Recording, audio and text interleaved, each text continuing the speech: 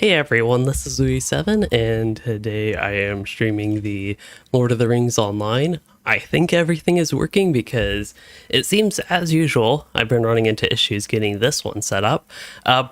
Partially or mostly with LOTRO and getting the audio to actually work. So the audio is working on the right device. And I am going to be doing some group content, Return to Carn Dûm content, the new instance cluster that came out in Update 35. On the Warden, so continuing to test the Warden Revamp. I anticipate that I'll be tanking some and maybe getting to DPS some, but we'll see. And yeah, LOTRO has also been having connection issues. My internet otherwise, for once, has been doing fine.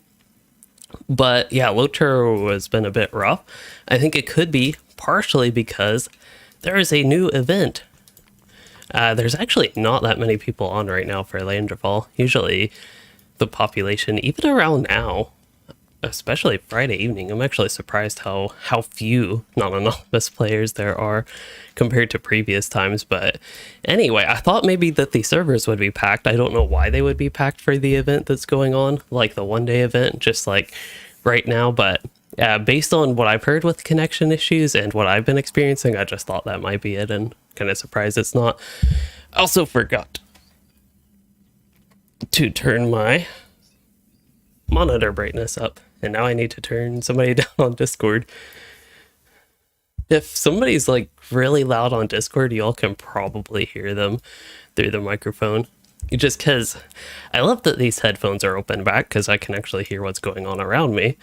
But that means that the audio plays out.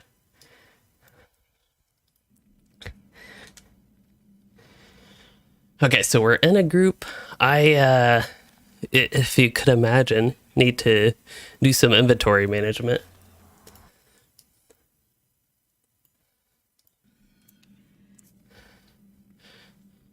Okay, so as I'm getting set up here and getting my audio, I keep having to adjust people's audio on Discord. Eventually we'll get set here.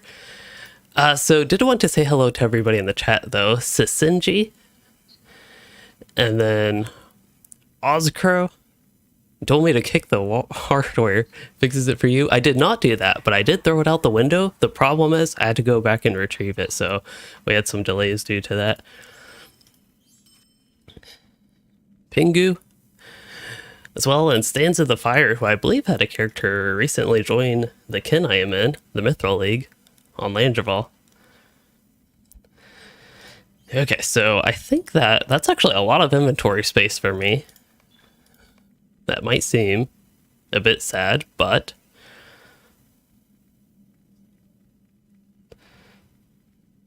yeah, that's actually 6 spaces is pretty good for me, even with the 3 that I just used. But we got rare crafting component selection box. I don't know if this one would be like updated when the new expansion comes, because honestly at this point I would rather save it for that, but I don't know if it would dynamically update or if it is going to be stuck on tier 2 through 14. You know, I was going to say, or they could get rid of rare crafting ingredients with a crafting revamp, but I don't expect that to happen. I don't necessarily think it should.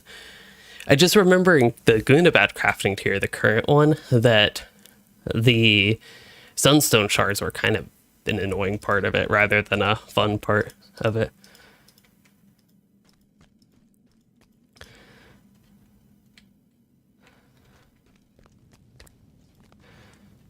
But yeah, I forget about Rainkeeper parchments all the time.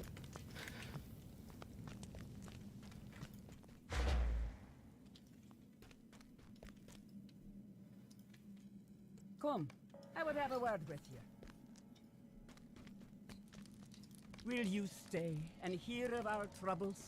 Speak, and I will listen. This is the Lair Vermin, so that's for doing the 6-man instance. I didn't even realize I had the turn-in for that. So that one you actually get a tracery, level 131 specific, so I'll go ahead and open it. If it were not level 131 specific, I would actually save it for the expansion this fall, but we'll do that, and we got Spear Gambit damage. That's, I think Spear Gambit damage is actually a lot more useful than it used to be, so I need to turn my excitement level up a little bit. Also considering, if I saw this correctly, My old one's item level 400, so that means it was 121 and still one that needed to be upgraded. So that was actually not too bad, and compared to a lot of other gold tracers I got, that is very good. So I'm happy with that, definitely. We are still forming the group. It sounds like people running late, catching up. We actually have somebody joining who I haven't played with in like a few months, so good to have them back. Let's see. But yeah, Lewis, the plan today is to, just run the Return to Carn Dûm content mostly. Beyond that, I don't know. Could go other places. I don't think the Spring Festival is going on anymore, so probably no red maid. I know that's been something else that has come up just with the festival. I also do plan to do the event at some point, so concerned farmer, there we go, the fox. A fox has been in my hen house and gone missing. Offer a reward for return. I'm not going to spoil what it is, actually. So we'll experience it as it was meant to be. Okay, so the fox has driven off some chickens, it looks like, and they need assistance in recovering that. Hey, you get a fool title. Why would I be a fool for trying to return the chickens? Well,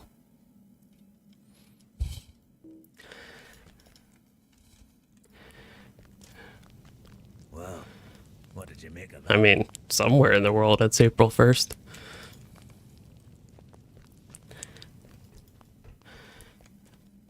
Maybe I have to wait till midnight to do that quest. What is this quest ring, and why does that person not have one above their head? I swear. They're on the mini-map, but they don't, I guess, is it in the, oh, it's in the boxes. Okay, at certain angles you can see it right there in the crate. But there we go. Oh, this one actually gives you some of the new fancy food. So you can choose to get one that persists through death, one that persists through death, and then, oh, these all persist through death. Oh, they're all just the main stat ones, okay. I thought this might have actually given you the option for the different foods, but I think it's teal and purple quality. Purple would be the other one. So yeah. 80,000 resistance. And then you get the good percentage boost to the resistances. 2.5%, but it's a percent boost. And then also the main stat. It's basically normal food, just persists through death. It looks like it's actually pretty similar stats, slightly better. The resistance, raw resistance is the same, but the percentage is a little bit higher and the agility is a little bit higher. Anyway, I can't even pick those up yet. So chapter 3, I actually believe it's for the 6-man, kind of ironically. I just didn't quite catch up on that. So let's see. These can actually be found in Bale Avark. Okay, I wasn't entirely sure.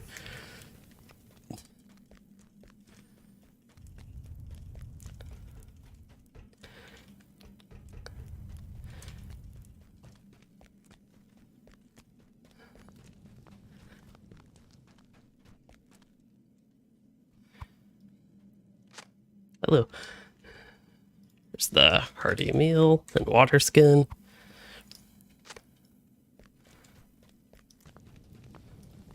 Redemption. I think I've seen that kin before. No, my characters, I don't really play my Arkenstone characters much anymore, and a lot of my ex-Arkenstone characters are, as that might suggest, no longer on Arkenstone and in Landreval instead.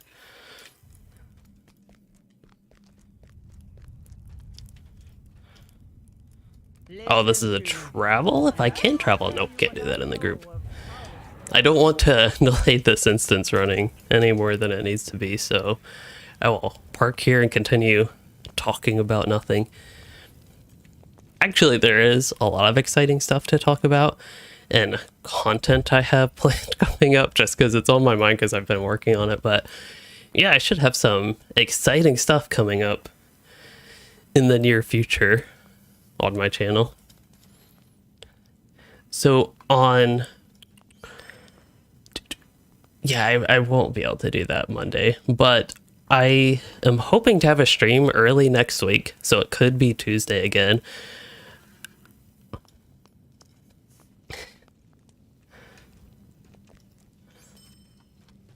Hey, It was just the rat at the end.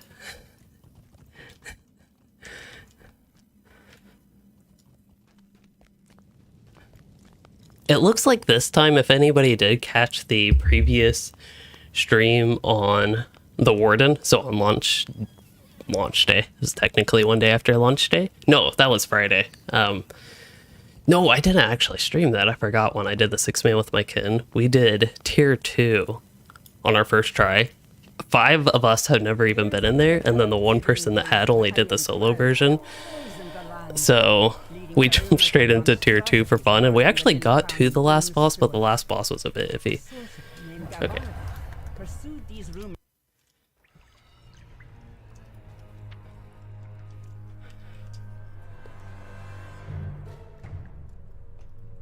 Who? Who has that much? Yes.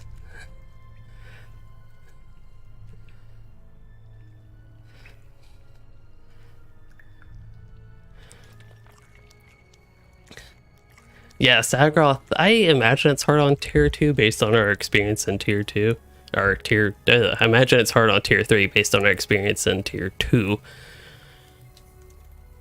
This is the Melrethel from Nor. I'm guessing you probably haven't met the original Melrethel, who is actually from Arkenstone and still on Arkenstone.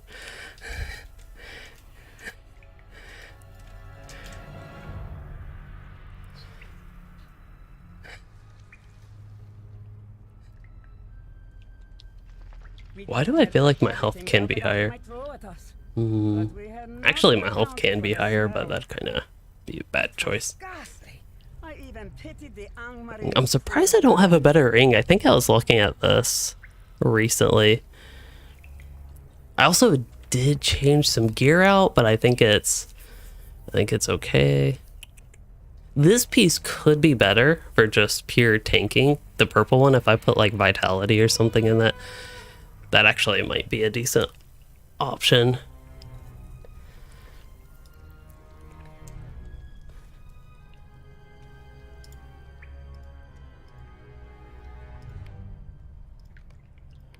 Okay, I think these are already being shared, but people can group wanted this to be shared.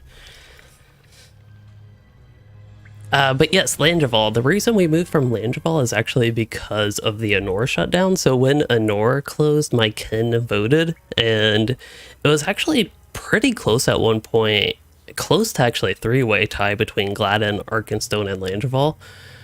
The reason Arkenstone would have been high is a few of us played on Arkenstone previously, including me. And then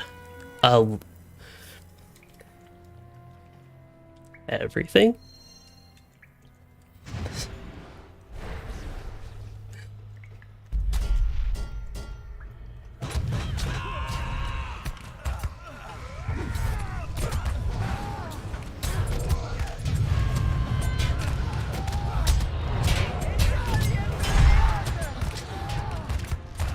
They gave me permission to grab everything. But anyway, yeah, when we transferred, that was ultimately the vote. There's my 1.7 million morale. I was wondering where that was. No, we're not on Crick Hollow, Landreval. I've never actually been on whatever it's called, Crick Hollow. Look, the gameplay gets quickly engaging in this instance. So I haven't really talked too much about this instance, this particular one. I know last live stream I actually intended to, but I never did get around to it, and of course don't have a video on it yet. Ooh, that was bad. I picked a bad position there. I probably could have pulled up at that point, but yeah, make this fun.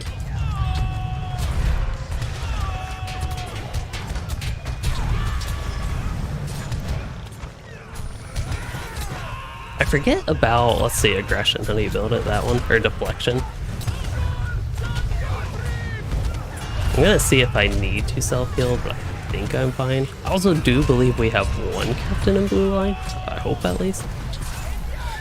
Because it would be our healer.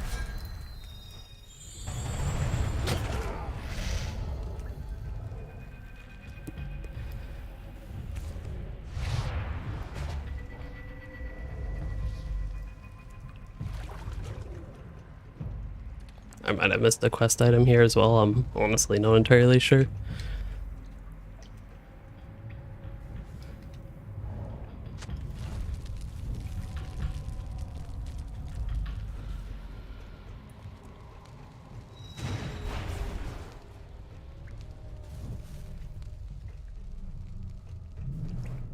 But yeah, with this instance, it's... I suppose, as we'll get to, there are...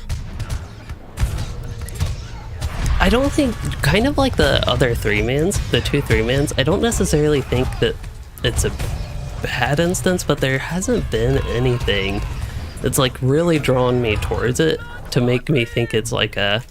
basically a dungeon that I really like. There's nothing that really does that for me in here. I guess all of them is the Guardian. I could put my buffs on in the meantime, but that's boring. Well, if we're gonna have that much time, maybe I will. At least one of them.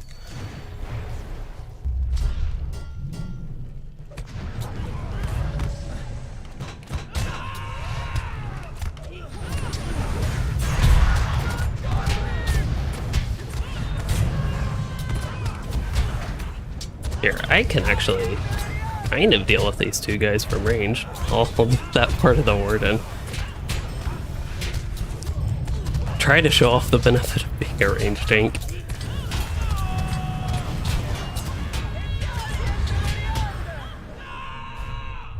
Yeah, turn my volume down.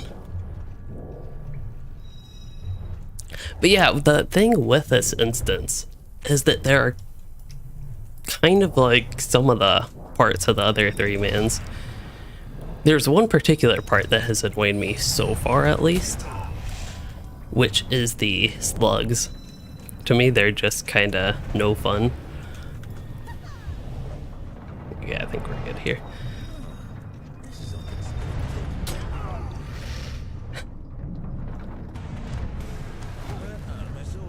But yes, so with the slugs, they have a corruption that needs to be removed, and it like gives minus 70% incoming damage, something like that, I think, and it applies itself fairly rapidly. So at least based on the limited runs that I have done, this is probably the instance I've run the most at this point, that hasn't particularly been the most fun experience. If you have a group that's good at the corruption removals, it's not necessarily bad, but it seems a bit excessive.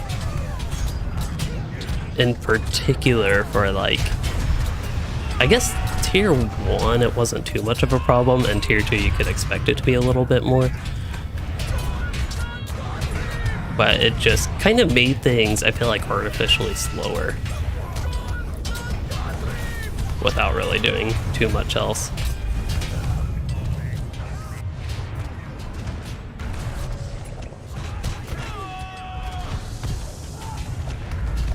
But yeah, this is the slug, so I can actually help with corruption removal as I'm trying to do other stuff with thinking. I guess I didn't need to use my cooldown there. For some reason I felt like it. But my health was definitely not low.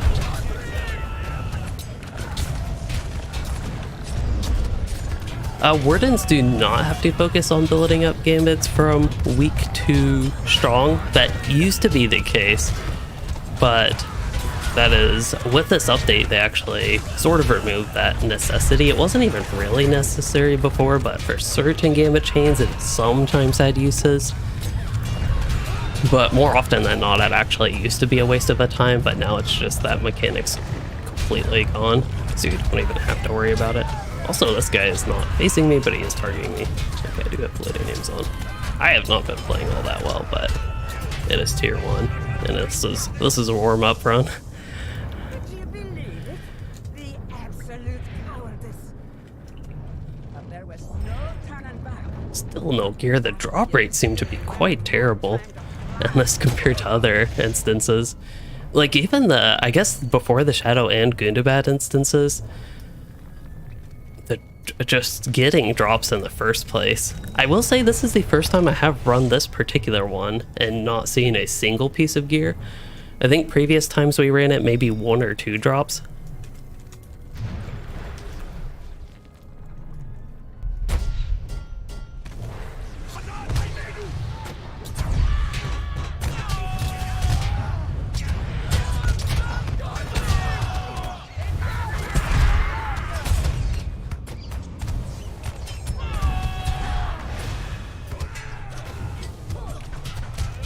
I can just run on this stuff. I should be able to tank it. I am a tank after all. But yeah, on that note about feeling better, I do actually prefer that you don't have to build from weakest to strongest. They actually had that in one of the early rounds of beta, but then changed it. And I think it was by the second round of beta they actually changed it. And I immediately much preferred the new style where the order of gambit length doesn't matter. Now there is for gambit chain effects, there is the advanced techniques now. So after using 4 gambits of any length, you build a tier of advanced technique, and you can hold up to 4 tiers, I think.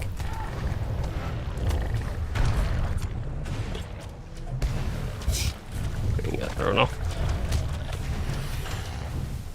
Alright, let's use this guy to be safe. Or they'll just kill it. That works too.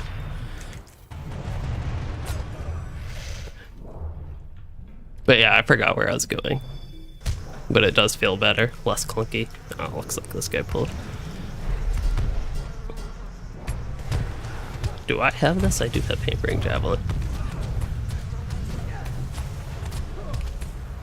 Well, if I could get my keybinds right, I could kite. I need to play the new Warden on the landscape. I want to see how it actually compares, because I feel like a lot of the new range gambits should actually improve things, even with the loss of the yellow line. I would like to pull all 3 groups here, but that might be a bit much, especially apparently with this lag. That could have been bad. Okay, I will buff group damage. I will use this thing. I haven't noticed any issues with the captain healing, but it really is true that tier 1 is not that much, and if I actually bothered with my defenses, I probably wouldn't need the most healing.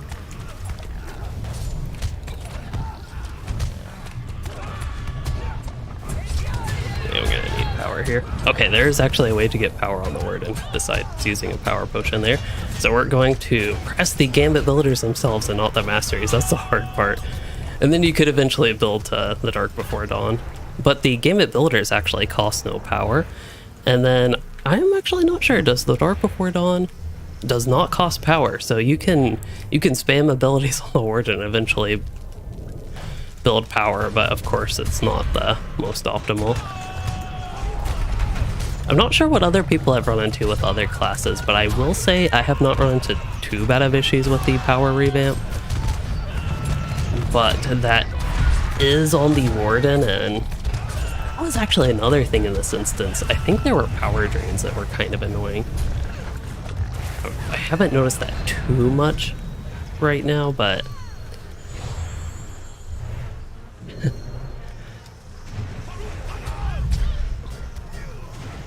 alright, I don't think this is challenging enough though.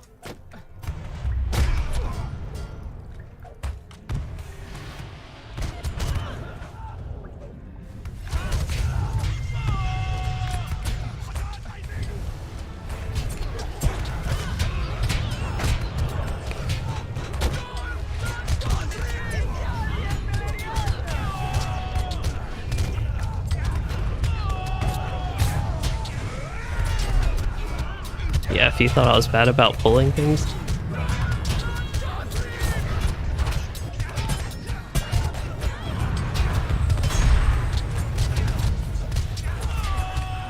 If you let me tank, I'll pull even more than I do as DPS.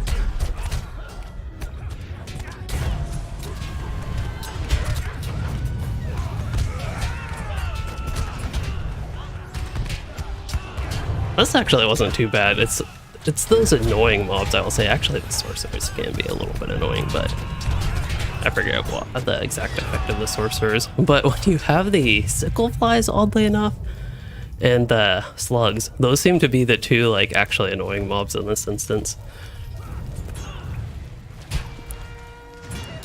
At least until the last boss. But it's, I think even in a situation like this, kind of hard to tell. Also, somebody might be a tad bit laggy there. Oh, okay, good. I see, the thing is, I always forget that I need to change where I'm positioned. I don't think our healer's here. Might as well just use my cooldown and keep doing damages.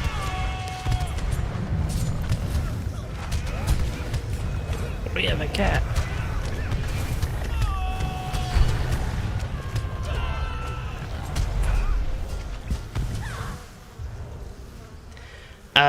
Hello, Miss Bella Games. He said, oh, you can't stay right now. Well, thank you for dropping in and saying hi. Instances are mostly fun. But yeah, hopefully you can make it back if the stream is still going. Don't know exactly how long I'll be going today. Also, Shores, you're wondering how Warden DPS is comparable to Hunter. I am definitely not sure with the update.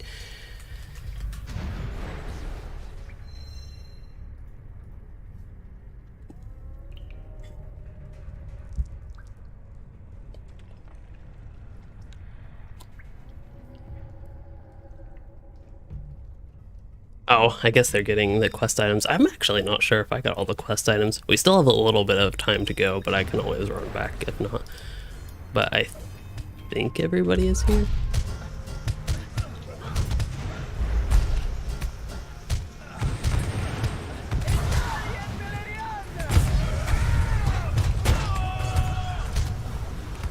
Let's see, my health is low. I do have options to heal.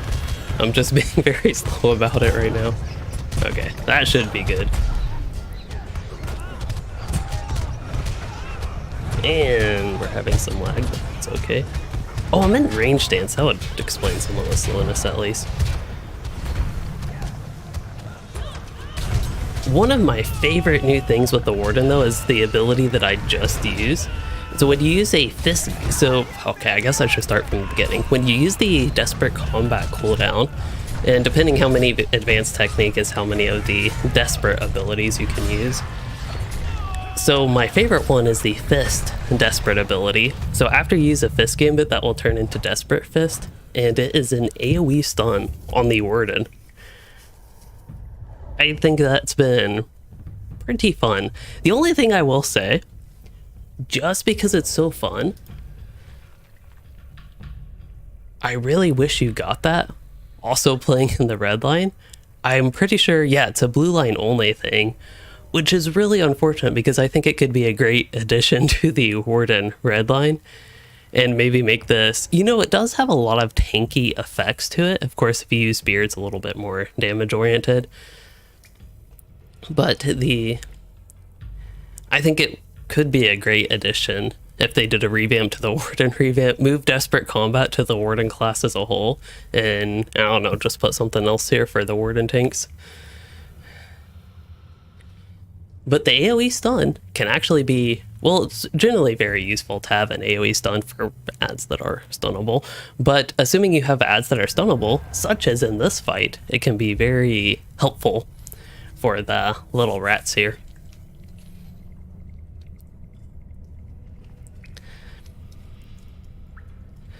Here's the Drake Lord. Can you all believe there's a Drake Lord in the sewers? Like this is just where the Drake lives.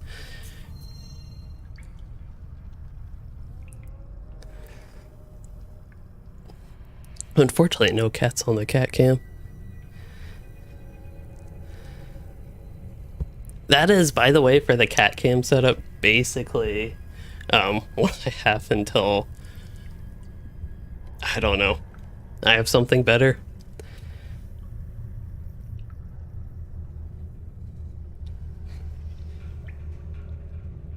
Okay, I think we're probably ready.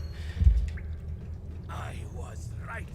The simpletons who questioned me will rue this day. Durant the scat thinks she's lovely as well.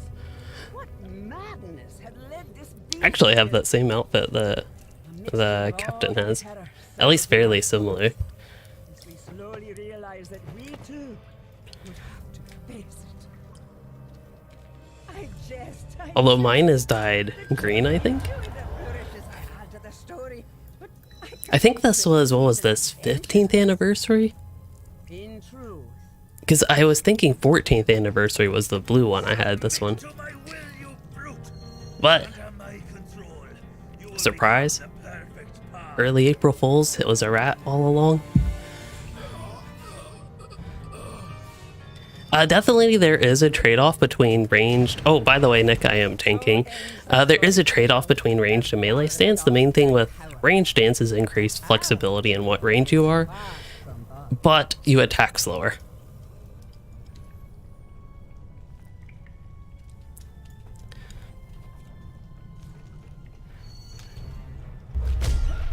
Okay, I believe we will be all set. So there's probably a little bit of stuff that I have to... Oh, I guess I should taunt them. But yeah, there's the rats. And the rat ads, and they're particularly troublesome. You basically, as far as I can tell, need to interrupt them right away, or they will heal the boss, or maybe even do something else. Okay, looks like we're good on the corruption removals. I'm just going to do damage. But yeah, need to kill the ads or they'll heal the boss. And then you also have to like run through these little totem things. Cleansing devices, that is what they're called. On tier 1, they don't need to...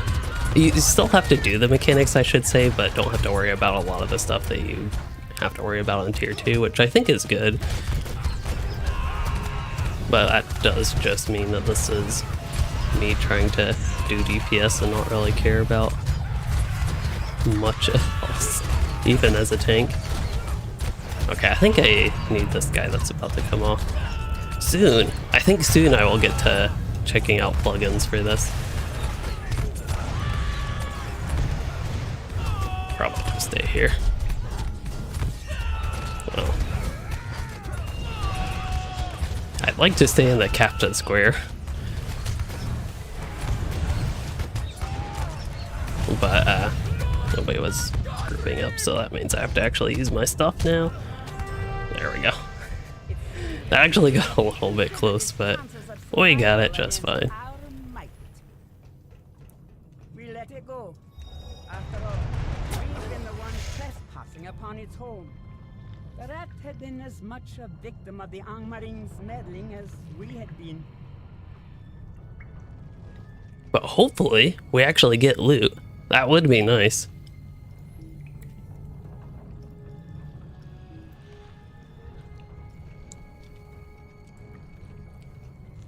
I guess.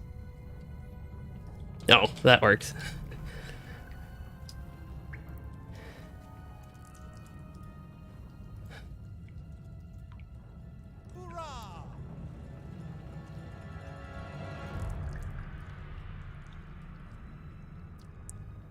But yeah, did I continue on? Oh yeah, so the main things with, in case I didn't say all this, with range versus melee stances, melee gambits are faster to build, and ranged gambits are slower, but you of course have the flexibility of ranged.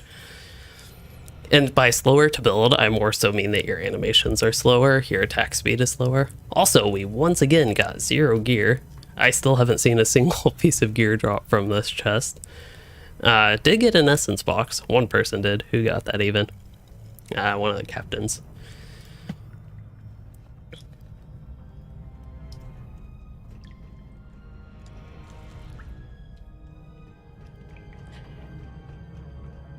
Yeah, I missed a few of those.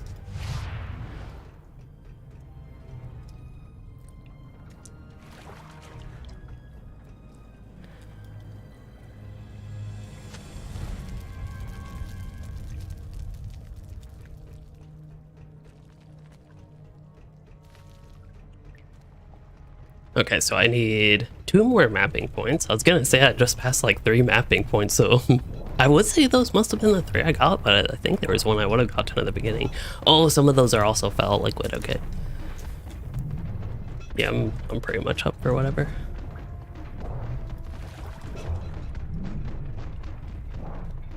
Okay, I need to switch. Actually, this outfit kind of works for this place. Well, one more mapping point and we'll have all 3 quests.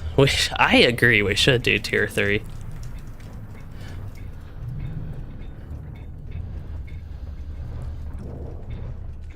If you think me trying to stream with the chaos of tier 1 is entertaining, you should wait till tier 3.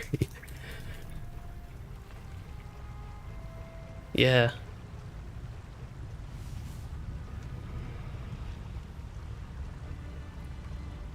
I wonder if it's intended that you could have to run this twice to get all 5 mapping points. But this would have been my 3rd run, 4th run of this, and you know, I haven't had this where it's not given the 5th mapping point basically.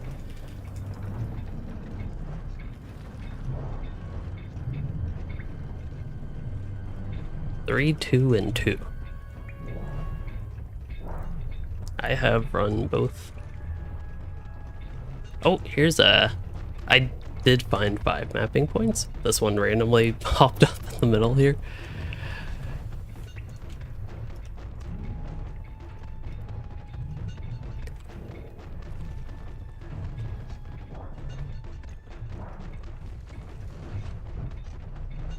So for tier 3 on the Rat King, it has 25 corruptions. Yes, noticed on tier 2 it's also a lot more than tier 1, but then if either a Boast or Ferocious goes off, it's a wipe. Nice.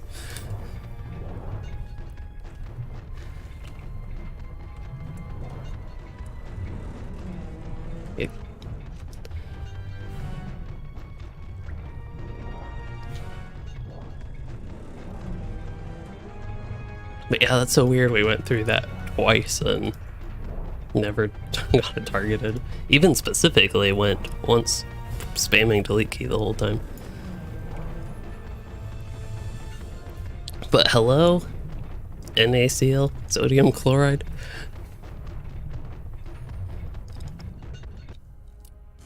That makes me hungry for salt for some reason.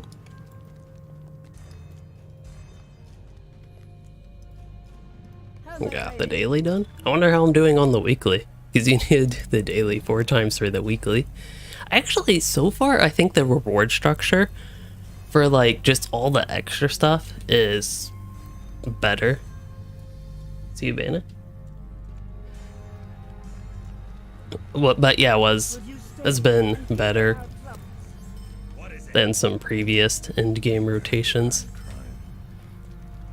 I think just because there's a lot and you get reward track XP, like item XP from the quest turn-ins, that's something that just helps. Oh, that's the travel. I guess we just traded captains. We have, I'm guessing it's 2 groups of 3, unless other people that aren't in right now could be joining, but yeah, it looks like we'd have 2 groups of 3.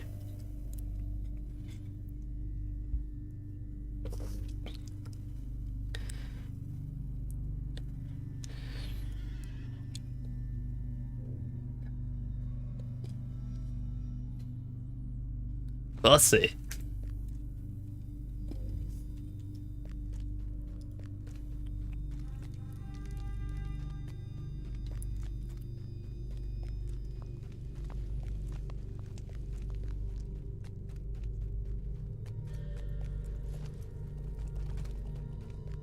Oh, I was thinking, so somebody, we're inviting a 6th person to the group, or I guess invited them. They're not on the Discord yet, but I was like, I'm just stuck here thinking, I was like, did they run we asked if they ran, well, somebody else asked if they ran the 6-man instance, or 3-man instances, and they said nope. And I was so confused because I thought actually when I was streaming once that they did join us, but that was somebody else, essentially. I think. I don't know.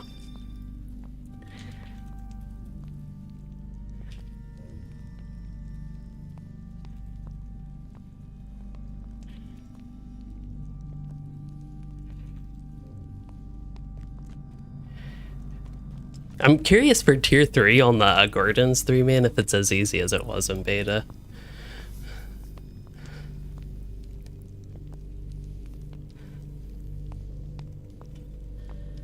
The Poison Gardens. That is so far my favorite of the 3 new instances.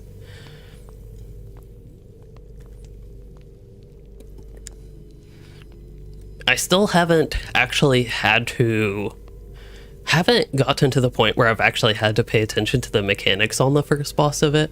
So I'm actually have no idea what goes on with them, but as far as I can tell, it's just killing the 2 bosses. And then the last one actually has mechanics that I think could be a bit interesting.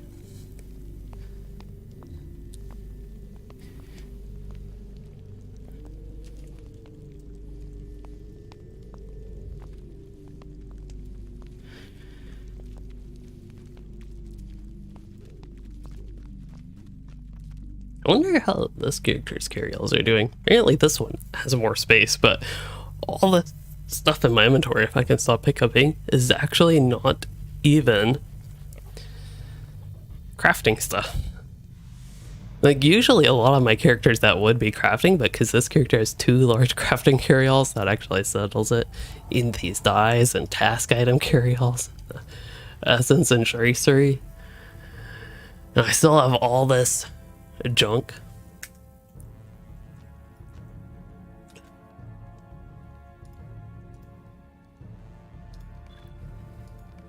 Alright, Poison Gardens, we'll start with tier 2. I'm not going to actually throw them into tier 3 if they don't want. Somewhere is a dank place, teeming with deadly plants, trees, and flowers, the likes of which have scarcely or never before been seen in Middle-earth.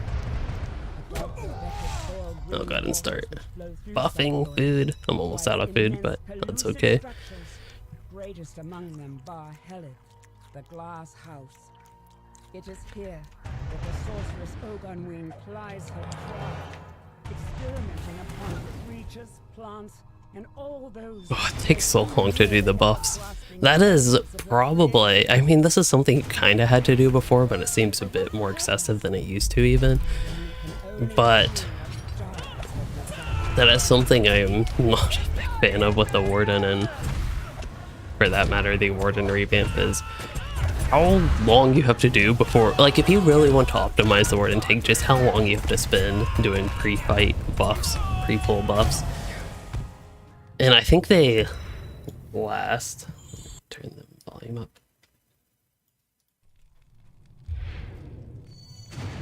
Yeah, that'd probably be best.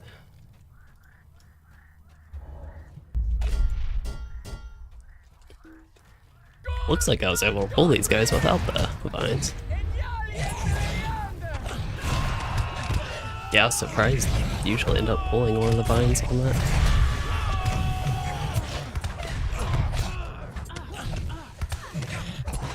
I will do a Blue Warden tanking video, definitely. Really, it would be best, though, is if you just... clearly not doing a good job of this, partially because it hasn't been too necessary, but it'd actually be best if you maintain all of the buffs. So there are at least 6 that I can immediately think of. I might have to look through the list to make sure I'm, like, not accidentally missing one, but yeah, 6 before a fight. And make sure you maintain those would be beneficial. You can get a lot of damage reduction, that's really why.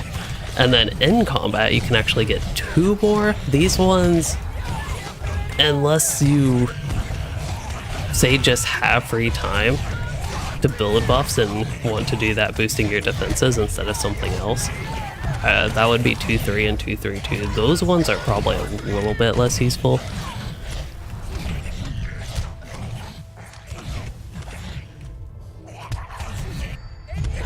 I can do damage instead of just talking about the wording gamuts. By the time I actually build up my good gamut, should be able to cross the water for this.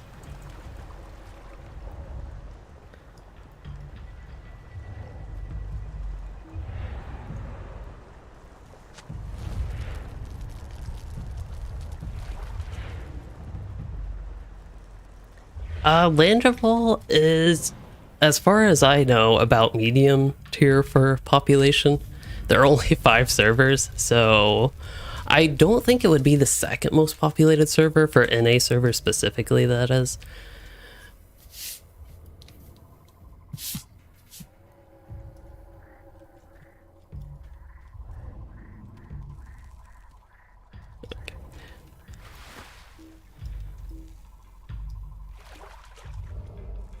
Oh, yes, I think so.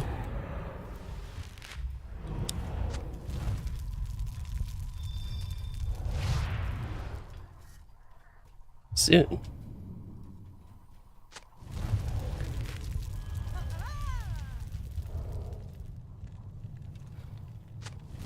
Yeah, at least Crick Hollow used to be. It's no longer like the default server for new players though, so I don't know if Crick Hollow is still that populated. It was kind of like Gladden back in the day, actually used to be decently populated until it was taken off the default server for new players. So it's possible that Crick Hollow has suffered the same fate, I just haven't paid the most attention.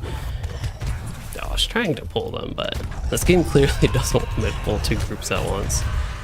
So, you know what, I'm still going to. If I'm surviving this without actually using much of my survival resources, then I haven't used my cooldown expecting to have a health drop. I don't think that hit anybody.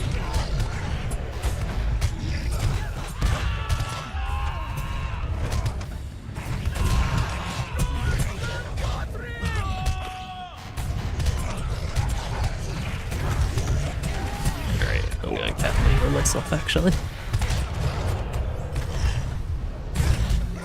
Hopefully that stun went off and interrupted them. It looks like it did. Perfect. That was it was kind of hard to see with the knockback, but that was a beautiful highlight of the usefulness of Desperate Fist, I guess that would have been. Oh, it's okay.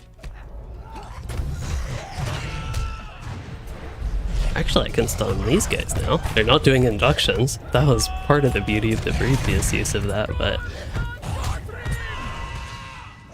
Here, get some work on these haulers, maybe. To some extent, if they keep tossing me around like that, that means these regular mobs aren't going to hit me and I don't need to worry about them quite as much.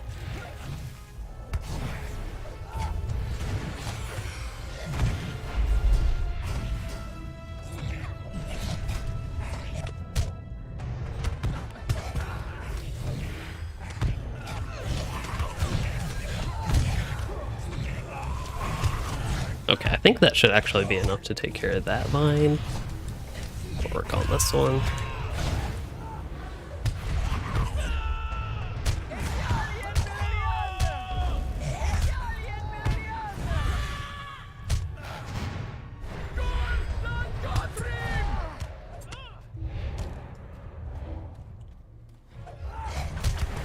I think the vines are finally getting close. Looks like they have a loose reaver or priestess or something.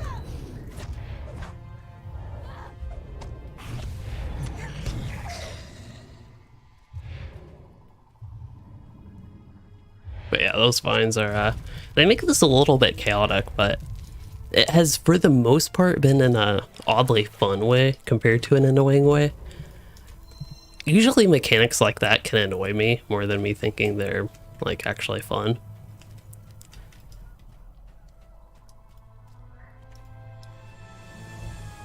Yeah, I'm getting stuff around the first boss now.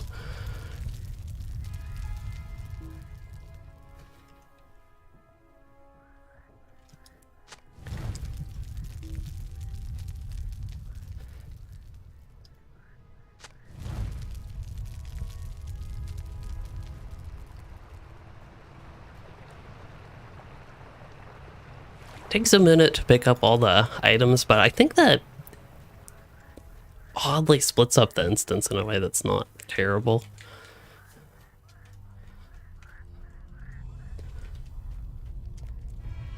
Okay, looks like I am set, at least. Let's see, about the captain changes. So far, I am definitely overall prefer the new captain. I think for a red line captain, I just like having more. Probably would work. But yeah, the increased solo damage, that's the main thing I have experienced so far, and honestly not a ton of it, but That is considering when I'd play my captains, they're lower level, so they don't have the opportunity as much to run group content as a character like this.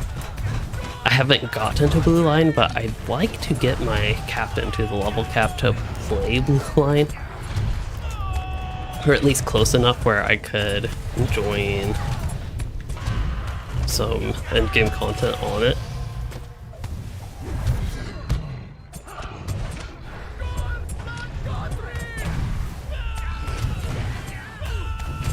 Probably gonna use a heal in a second here. Also, I should be using Desperate Combat a little bit more better. But I'm going to use a bleed just because of that. Then we can use Desperate Combat, and I can actually group my fellowship damage, and we can use this and spam some gambits.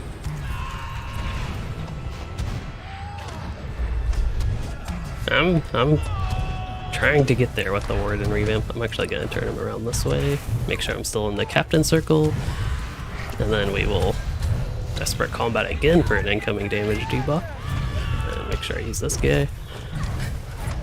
I also think there is the offensive strike line provides minus crit defense or something like that. Also, I have some unremovable bleeds. Oh, these are actually not great. They do minus, there we go. Wardens actually have working emergency buttons now, believe it or not.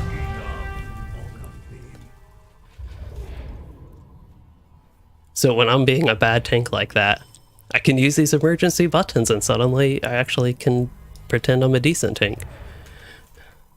Still no gear though.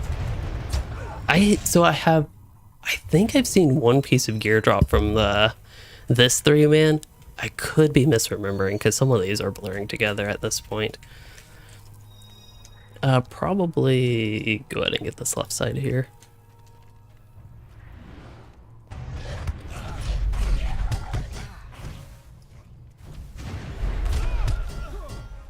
Got thrown right into other mobs.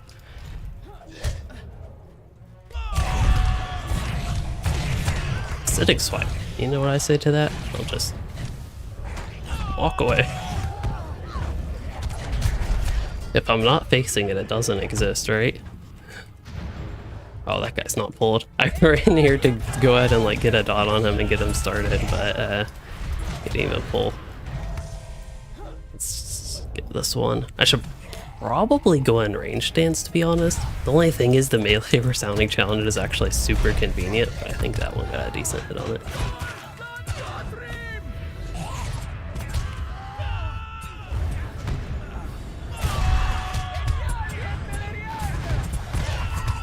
Sorry if I'm running around a lot, but I'm just trying to.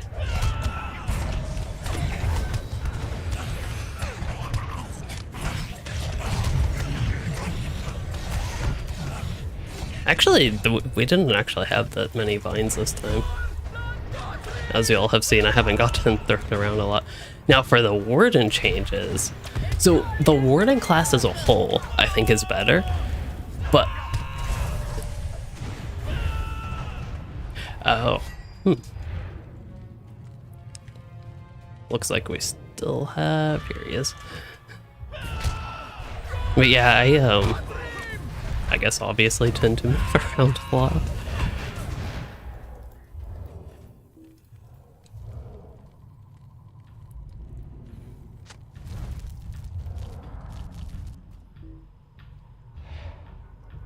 Well, looks like we're doing pretty good on the quest. That was like a bunch of quest items that we didn't actually need. I forget they have some extra here, which is actually pretty nice, but I figured go ahead and get them early. It makes it cleaner, especially with all the extra mobs going on around here. If you were running this without the quests, or not interested in them, or maybe running it multiple times where you didn't need to bother with every quest item like this,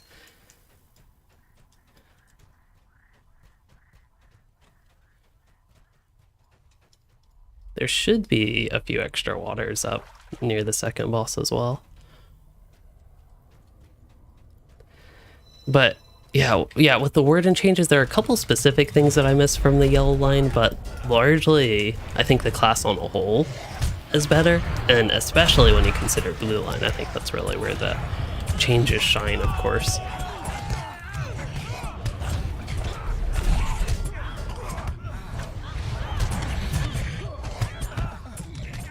pull that group? I sure can.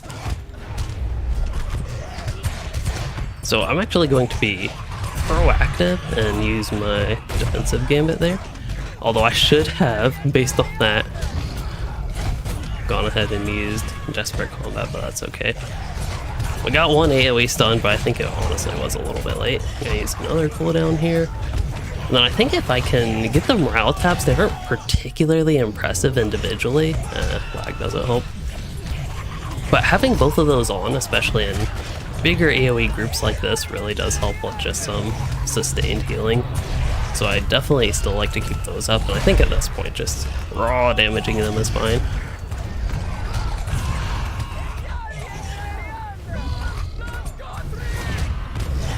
For Blue Line Open World, I think there are actually a couple approaches you could tank with the Warden. The first would be more of a traditional tank build, just picking up all the defensive traits, basically what I have right here. Something similar at least. I will point out there are a couple changes I'd actually make in one particular change. One more point of bullseye. I kind of, when I was building this, ended up one short and just have been a bit lazy about actually fixing it.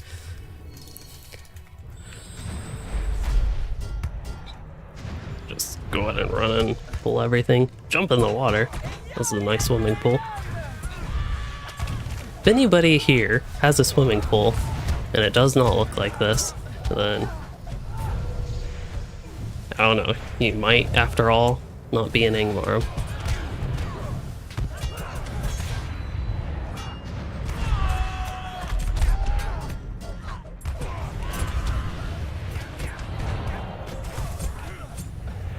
You know, in case you were worried you were one. But anyway, Warden tank. You could also do a more damage-oriented build if you just want some of the more straightforward defensive benefits of being in the blue line. And then just go for damage.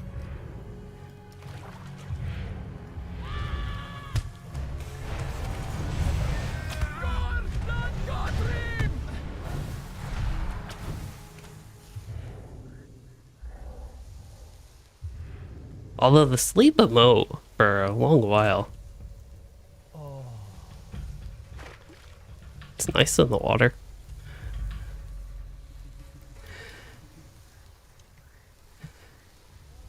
A little bit. I also somehow breathe underwater.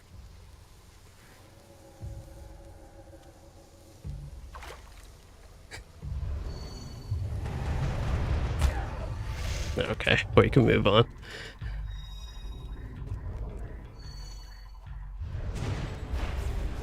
Hey there, Kevin. How dare you interrupt my work?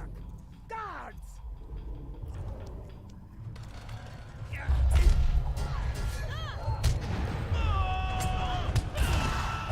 But yeah, I'm really curious what I will end up running Warden. I did not need to use that gambit, but we'll roll with it. It's going to cause a medium-term DPS loss for short-term DPS gains, and for long run, I don't know.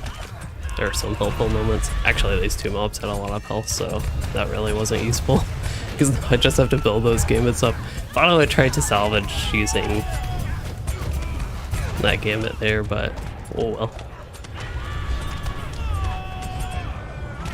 I do think battle memory, that's another thing I'm going to have to get used to, but using it a lot more frequently, and especially small target AoEs, I think is going to be even more important than before. Imprisonment! Fools!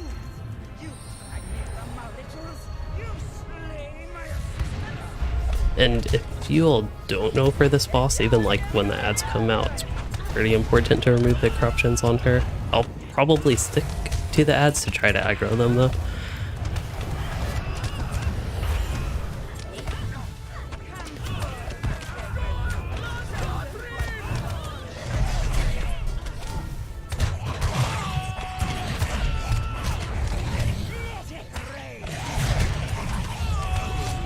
Can't really do much about that. Oh, actually I could do much. I was like, what ability is it? Desperate Combat here for the AoE interrupt. It's so nice having a healer. I've run these 2 3-mans without a healer before, and it's just like I have to actually use my defensive gifts in here. I almost don't know what to do because I run out of the AoEs.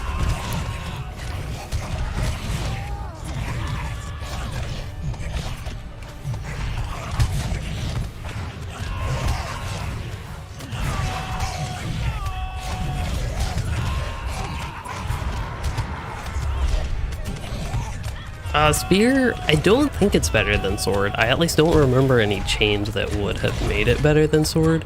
Although, did they adjust that? That might be a red line only thing, if they did. But it's honestly entirely possible that I missed something like that, specifically for spear damage. Plus 7% spear damage. Maybe then.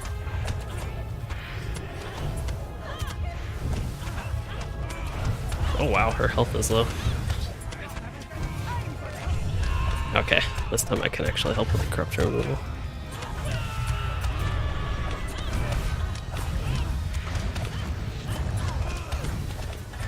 Imagine if I'm not tanking ads and I can actually work to remove corruptions.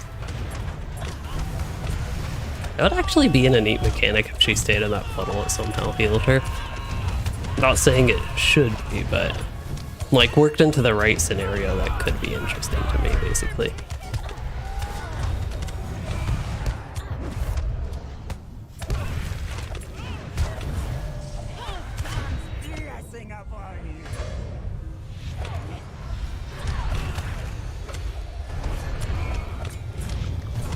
I'm used to more ads coming out, which is kind of concerning because this is tier 2 and I'm expecting that there should be more ads.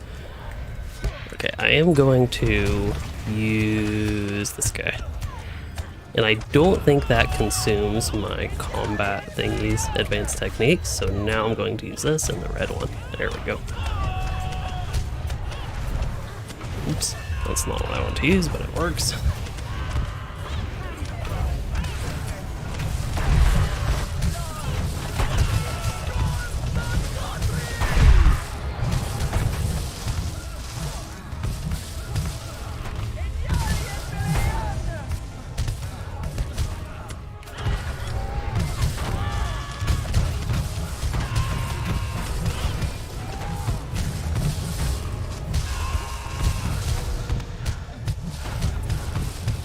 Should have aggro on everything here. The saplings, I honestly feel like they're there just to be annoying and distract you rather than doing much of anything themselves.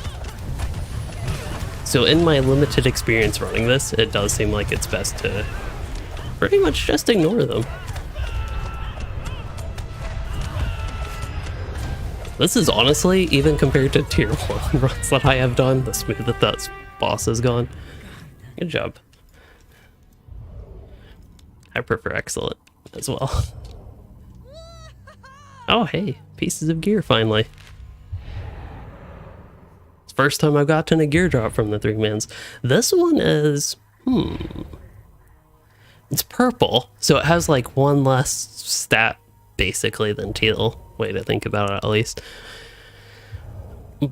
It's higher item level. I think the obvious difference here is the essence slot. But the critical rating is nice. Let's see what its newer get. Oh, that's a lot of vitality. Do you need those earrings newer? Okay, that's fine. Oh yeah, yeah. Definitely keep them then. I would consider trading the hunter, the earrings she got, for these gloves if they wanted, but she wants the earrings. But these gloves are, yeah, they're kind of interesting because I could drop the finesse. I would gain a lot of critical rating, and technically the agility would give me even more, almost make up for the loss in physical mastery. So that would almost be a wash on the physical mastery. I would gain a lot of critical rating. I would lose a little bit of vitality, and I'd lose an essence slot. I think for tanking, the teal gloves I have equipped are better, but if I were to DPS, I could get more out of the purple ones, I think.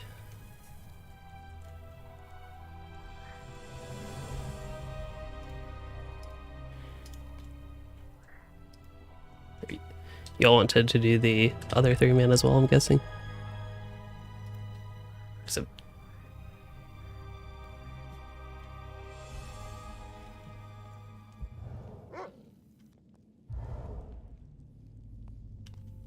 spring cleaning. It is actually spring, so yeah, so as far as using a spear, I just prefer a spear. I also, the cosmetics that I have on this character, unfortunately I don't have lightning on both of them, but with this set, I actually love the spear and javelin combo because, well, they're both the filical ones, and they actually, I think they look pretty decent.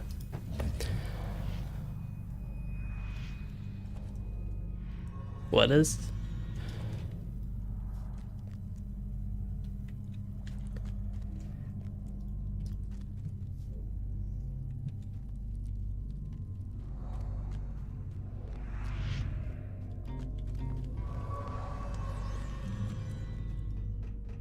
Ah, you return. Come, let me see what the vials contain. Oh. Yeah, as a hunter, you shouldn't need tactical mastery, since all your attacks are physical. Ah, you return. A grisly task. That, yeah, that might be what you're thinking, the mitigation.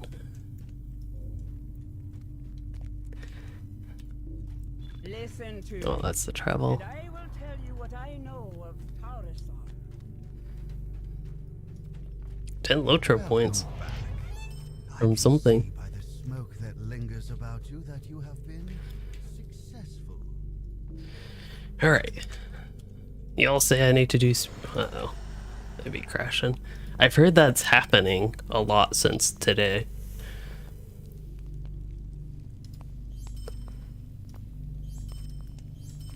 Oops. Gotta be careful what we clean. Also, I need to check the new barter vendors for the Sark Vorn. Is that what it's called? The Black Grave? The before the Shadow 6-man? I need to check those to see if this character could get anything, especially if they, like, if they have rings from that. I need to get this character a new ring. We'll see. Where did I get this? That's, yeah, I don't need that. But yeah, there's the spring cleaning for y'all. I have 8 inventory slots, if you can believe it or not. You definitely did not hear Hunter's new tactical mastery. Quite the opposite.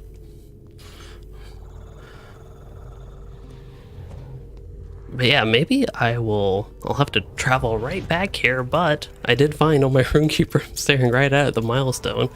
I think in the next update, they are, I'll call it fixing, because I definitely, return to Carn Dûm. Okay, the actual return to Carn Dûm. These are, I would consider bugged, that they cost reputation, or require raid completion, and now they will not require that. It wasn't reputation, by the way, it was raid completion. Oh. Oh, wow. To be honest, on the bright side, I guess this gives me time. I need to check a barter vendor and before the shadow. If you want any upside to it.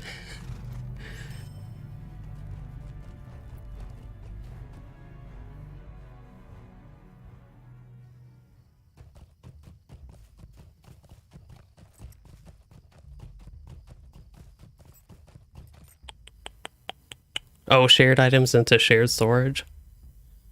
Oh, you usually do all that in spring. Okay. I could put all my shared items in shared storage, but something you might notice is, yes, this does take forever to load, and I'm going to create a giant LOTRO for us real quick. I'll be back in a second. There we go. Need to zoom way out. Hold on. That should be good. Okay, hopefully that's legible. But I have 350 out of 200. Apparently my cursor is not being captured. That's great. But yeah, 350. Here I can point. 350 out of 120 slots being used. So that's kind of an issue. Okay, we're back to normal, I think. Also, this made me realize I have spent so much time today cleaning, doing, say, spring cleaning on my storage.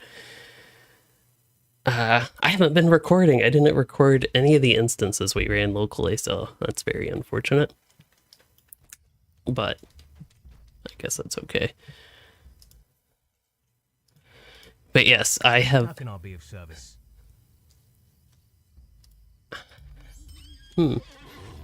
I have found out that it is kind of terrifying to shuffle around terabytes of footage, but it's okay.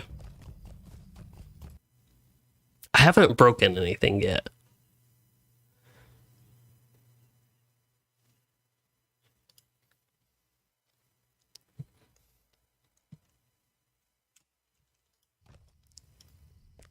What do you need?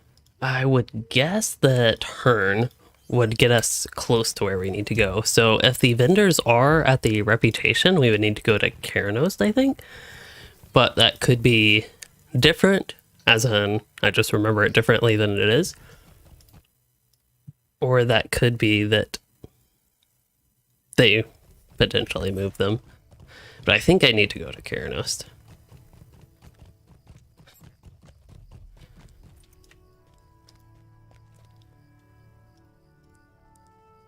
I do for you? This character doesn't have Keranos? I guess that would make sense. I'm gonna go ahead and travel there. This is a nice zone to walk in, run in, ride horse in. We'll go cinematic mode, I guess.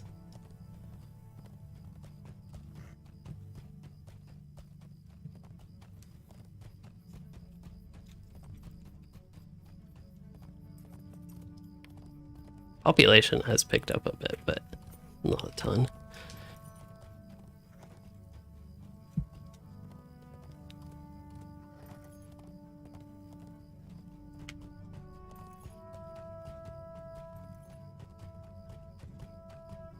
Cat is zonked.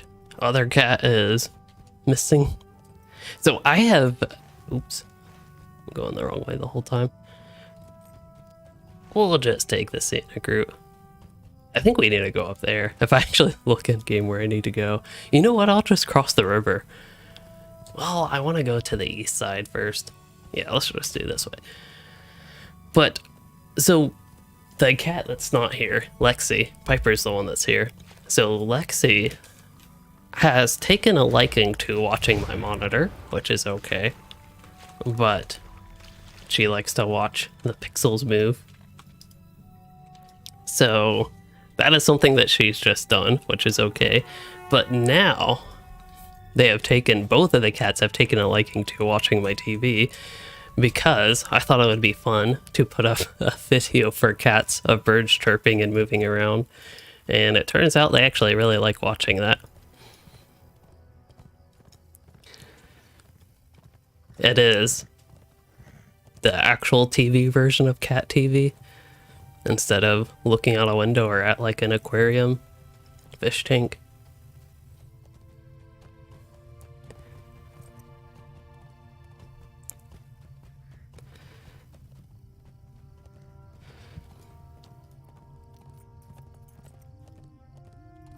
Half-orcs. I don't think there's a monster player race for half-orcs, is there?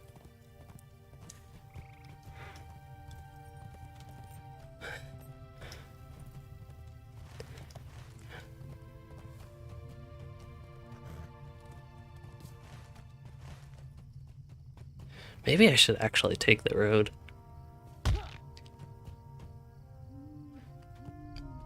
That cat was zonked until she woke up, and first place the cats go when they wake up. Well, she's trying to knock my water over, but to the food, which is right there.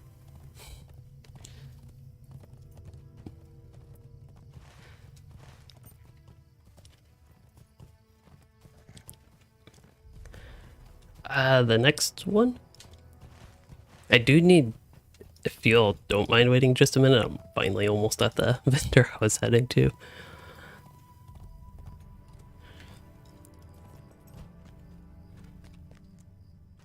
Oh, they actually let you do that. I was worried.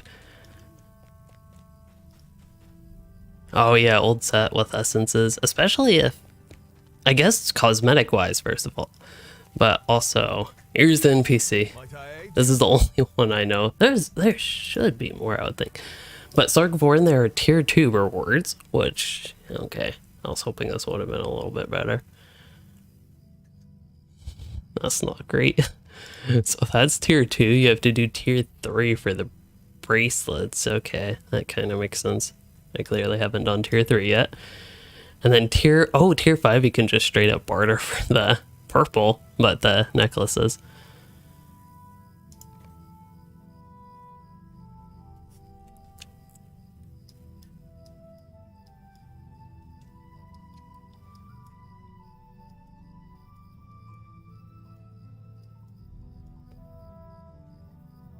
Yeah. I remember somebody was mentioning that some of the enhancement runes don't stack. Now the fellowship tradable ones won't, but even the like exact same ones just from different sources now don't stack. It's a bit odd. Isn't it lovely? I already have enough inventory issues. Might I aid you?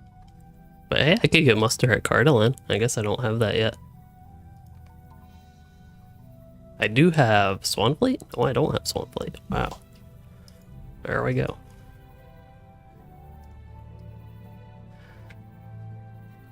Alright, gonna finally start this up. Arasgar tier 2. This is so far. You know what I was going to say? Oh, Kevin, thank you for the super chat there. I appreciate it. I also like the cat that you sent. But helps support the content, helps keep things going forward, and all the such. And yes, there's the cat. She showed up just for you. The super chat. Although she's not wanting to look. There we go. A curious ichor known only as the Bile of Ifrin. Thought to be lost after a disastrous experiment claimed Anayakan's life. Now, It'd be 50 for medium armor, so for hunter. Yep. I have a very bright glowy thing. Did he believe his end to be a failure, or a true testament to his achievements? Captain is 60%.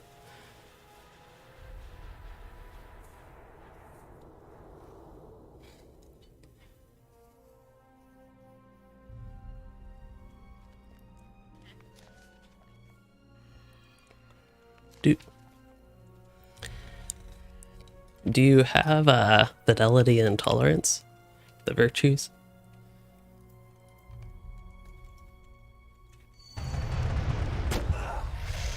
Yep, female orange tabbies are rare. These two rare cats. Well, these two supposedly have another cat. She is.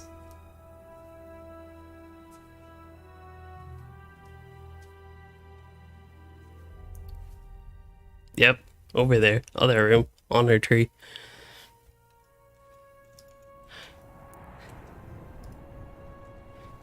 Yeah.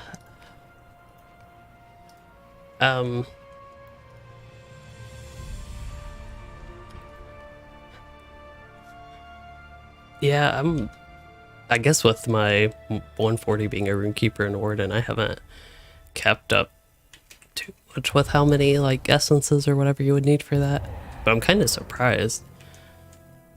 Looks like I have one tactical mid essence and I probably don't even need that. I actually, yeah, with that tactical mid essence that I have,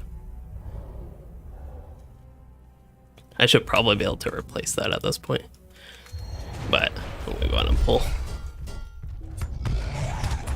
Oh, you have massive orange mail.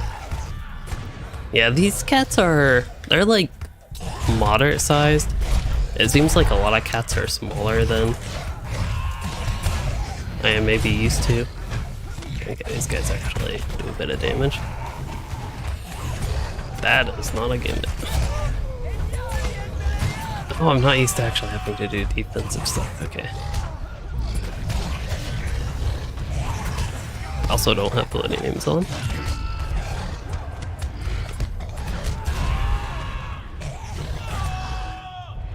I think it's just this guy. He gets a ton of these damage buffs, momentum. Gets critical rating, minus attack duration, plus melee damage. Which he doesn't look like he has an ability to do anything else than melee. And then Aura Spore Clouds is that. And then of course the wonderful tier 2 enhancements that we all know and love.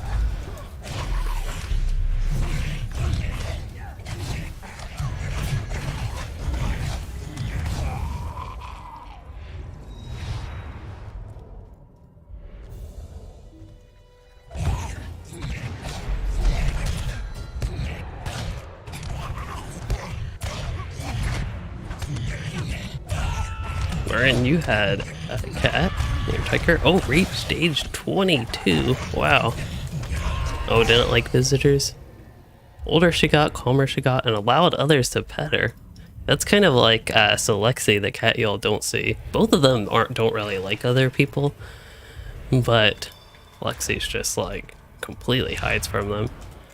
She doesn't quite act like a feral cat where she will hiss or anything like that, but she just like hides and is more or less terrified. What was that?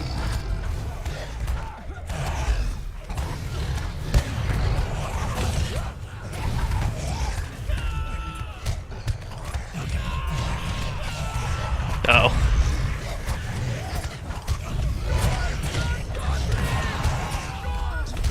Sorry, I've been on basically autopilot here.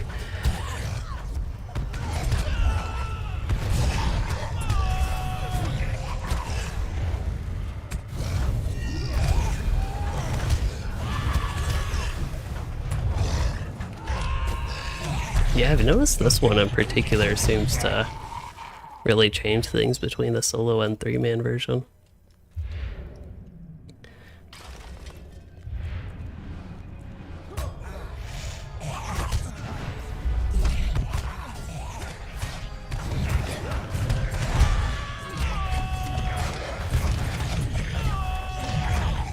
Oh, wow.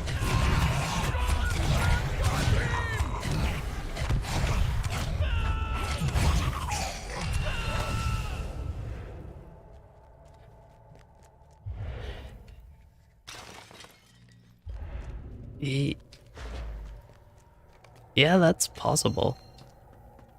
Wow. Both said the same thing. But they're talking about the cauldrons for this instance. I think I have heard some people also report this, that it's potentially bugged and that sometimes the listed combinations don't actually work. But I have also noticed when I have run this with the group is we accidentally have people like clicking the cauldrons, which sometimes messes that up. I missed a bile at the start. Oh, if I have to go back for it, I will.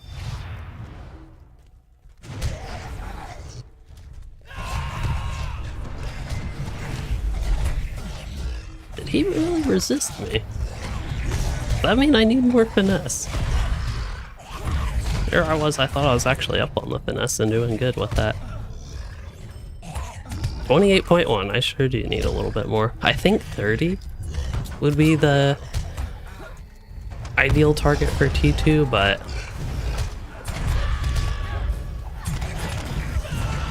I'm not 100% sure on that, of course. Also a little bit fat-fingered. I think stretch-fingered would be a better term, but that makes no sense. The Never Surrender. So that's gonna be a waste of that cooldown. And that's one thing with Never Surrender.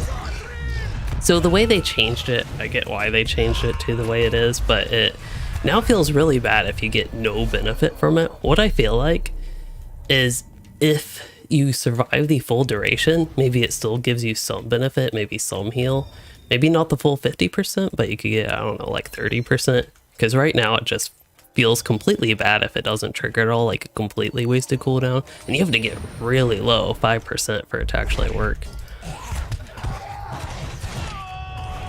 If they root me, how am I supposed to be irresponsible and keep pulling mobs? Like, come on, goblins, I'm trying to help y'all and get more of your friends here.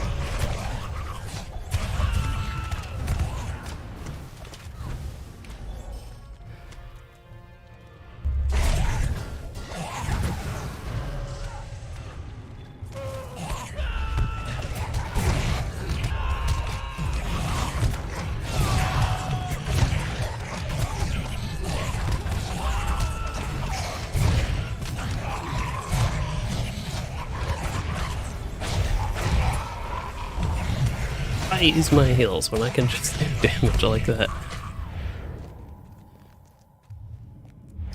For now. There we go.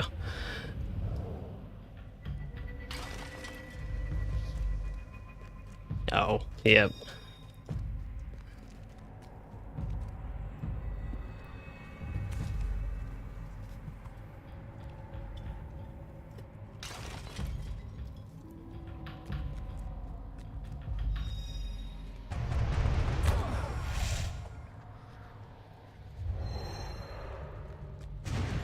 Alright, I'm probably going to cause a mess here as well. But it is hopefully more fun that way. And at the very least, even if things go awry, hopefully more entertaining to watch that way. I actually would like to pull more. But I'm not bring it up here. But to be safe, I'll stick with this for now.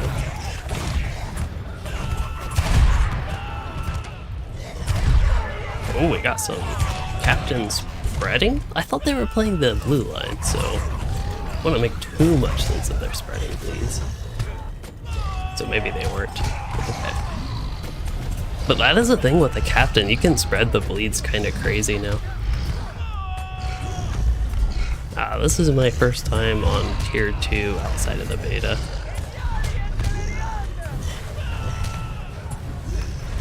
Yep, we're tier 2. And same with the Poison Gardens.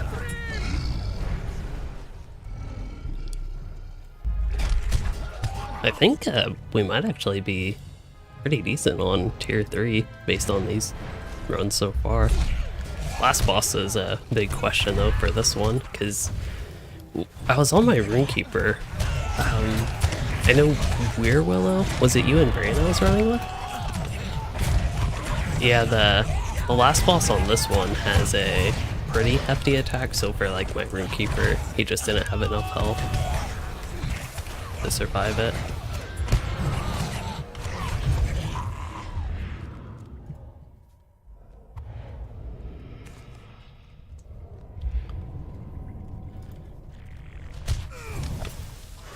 There's one of the hiders.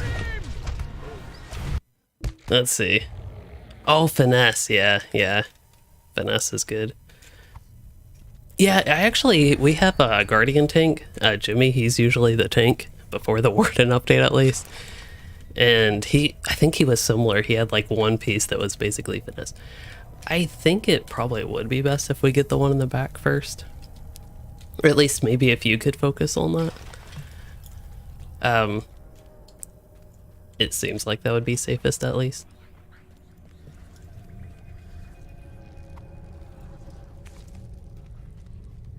I'll start working on the Cauldron, I suppose. Alright, let's see. Scythe Spew.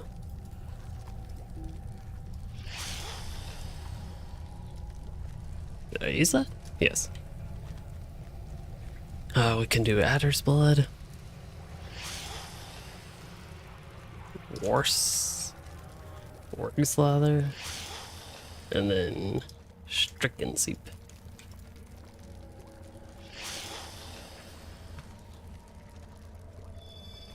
Yep, that did not work.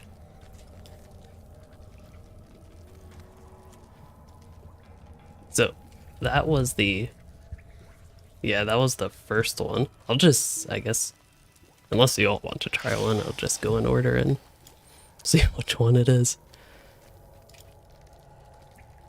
The gate will accept any of the following orders, except the first one. So we did Stricken Seep, Adder's Blood, so that means we need Work's Lather. My favorite, actually.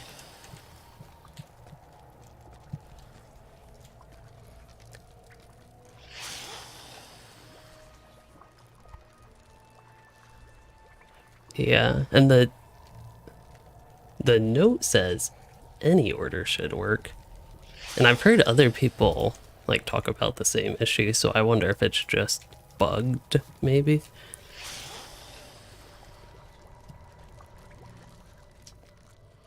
And this is just personally the first time I've actually ever run into it not working. So I don't know if it's, yeah, what causes it. That one worked.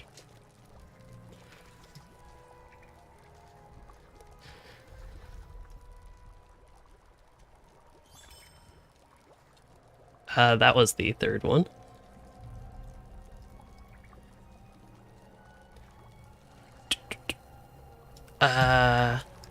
Yes. Oh, maybe.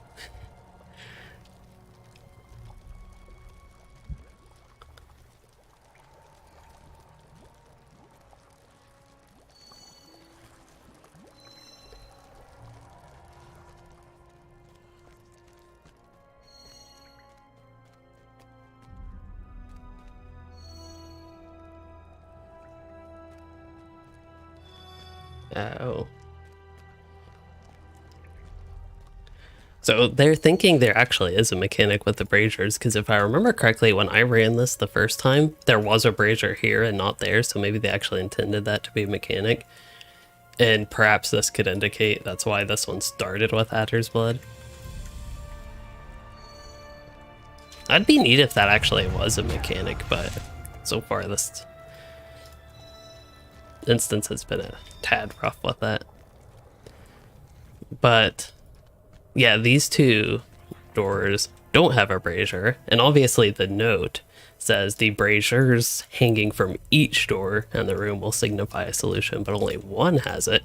So it is potential that each brazier, each door is associated with a particular brazier to start with. But it shouldn't, based on what there is in the game, come down to that. Yeah, got the research notes. So yeah, it's a bit of a mess, but I think eventually if you just go through them all, it will work out. You get a chest for it. I guess that's the big reward for that. Basically replaces a boss fight. And assuming it's a normal chest, actually I haven't even looked. What is it? Slash to blocks? Is that how you... regular blocks? I forget the command. No, not right. Yeah, I'm forgetting the exact command that you type in, but you can get better detailed information about the locks and actually get like the full name of them, because you can see it's cut off there even. But it does appear to actually be a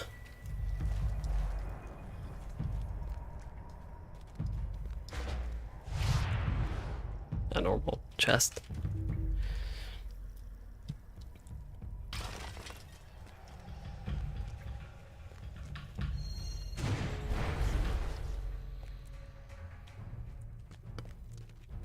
Slash rate locks, that is it.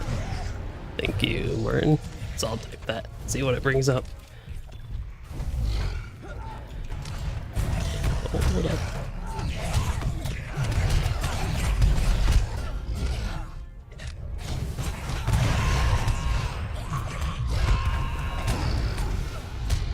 Okay, that should be good heal. I forget if there's a third group. Here it is. Okay, that's better. This time, I'm going to actually try to get the never surrender to a trigger. And I successfully did. There is a method to the madness of pulling this many mobs. I just want to never surrender to be useful.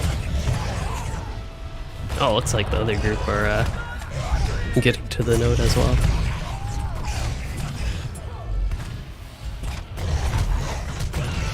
You know what? I want to stun them again. I guess I had a lot of advanced techniques built up by the time I used Desperate Combat.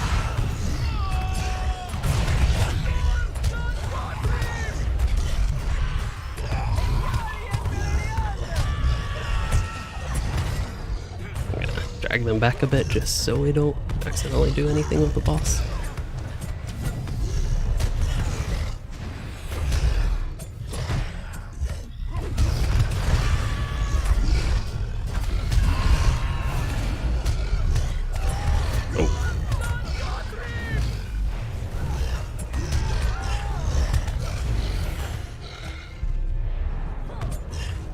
Fungal explosion. Nice.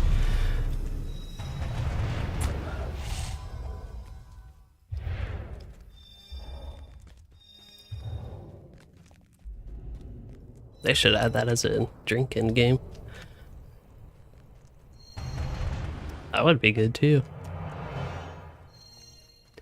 Oh yes, those slash raid locks. Hold up. Lock maybe? Is it slash locks? Slash lock? I don't know. We have new things to play with.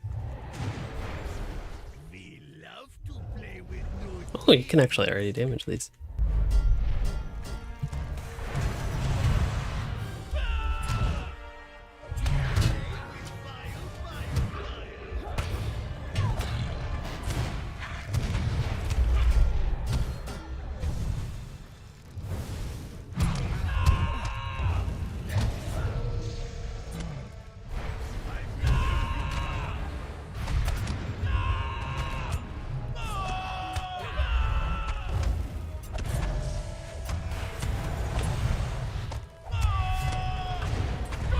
Okay, so I think my main focus is going to be on surviving. I probably shouldn't worry too much about these.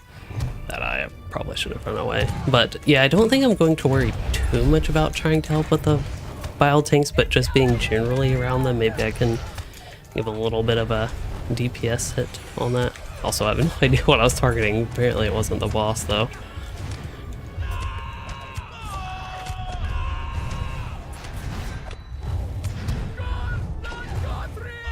I don't know if my heal's going to reach the hunter, but I figured give it a throw out there.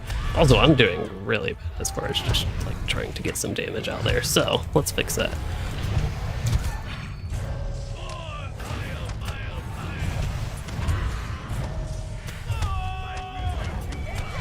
And then I think I need one more.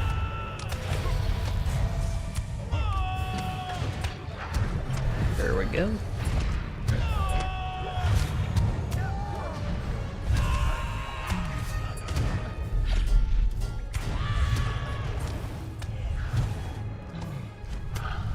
Can't seem to target this tank, but that's okay. It's resetting.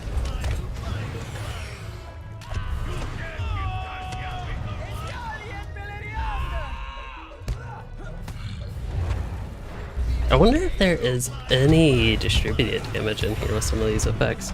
I haven't actually paid attention to that. It doesn't seem like it's significant enough where if it is, it matters, but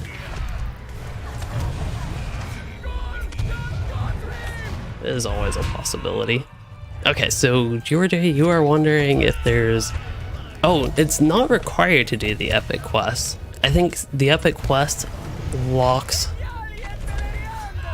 some things at some points in the game, but in general it's not absolutely required. Usually it's helpful to have them going on with you, especially I've noticed maybe Mirkwood, I think is like it's pretty well lined up, the epic quest and the zone quest, but it seems like starting with Rohan is when they really had the epic quest line up with zone quests where you might as well just do them all together.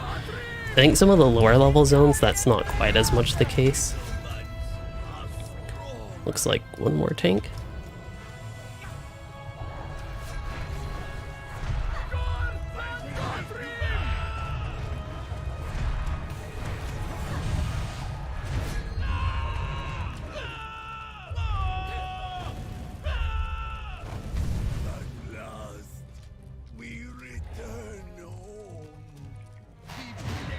Maybe one more tank.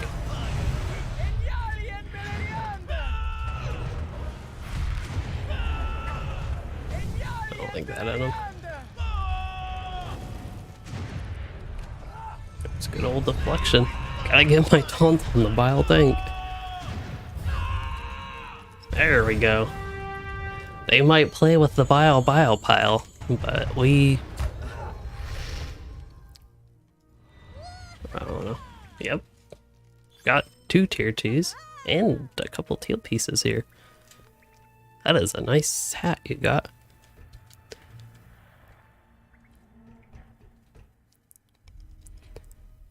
I got a set earring. Earrings of the Fated Pair. Ooh. Oh, that in-combat power gen, that tricked me. I thought that was 314,000. I'm like, that's pretty crazy. But no, that is 314.123 because they don't have the numbers rounded to an integer, so that is great to see. As in, not great to see, but this is for tanking. Yeah, great for tanking, which I can actually do now, so I guess that's actually good for me. I'd actually consider equipping an earring like this on DPS if I had like my DPS stats filled with everything else, because this is obviously 483 item level teal, 2 essence slots, and eventually set piece. That would be really nice to get that. Just pretty good.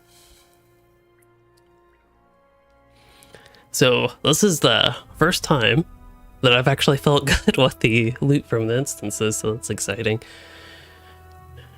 Based on my sample size of 2, tier 2 is the way to go, and with this particular Thar score, tier 2 is definitely the way to go.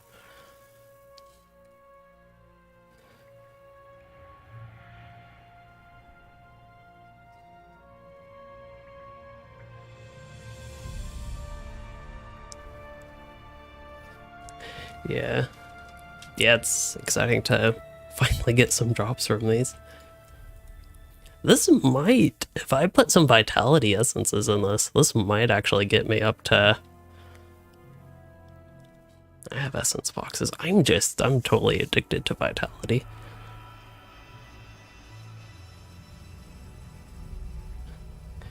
Like, if I want this to be flexible, sure, I could put physical mastery in it, and then it'd become like a hybrid tanking DPS piece, but I might as well like do what it's good at and get me, let's see, these are 460.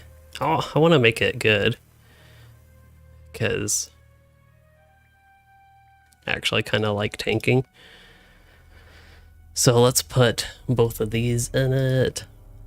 And then I also wanted to, we'll get another vitality guy out here. And I wanted to replace this bracelet. Didn't need tactical mitt. So we'll do that. And now I should have some morale. Let me just double check. I think I want the, yeah, this is the same earring, but 1 item level higher. And, oh, close to 1.8 million. I'm trying to get to 2 million. I have captain buffs, I have hope buff, so I have a lot of buffs going on. But yeah.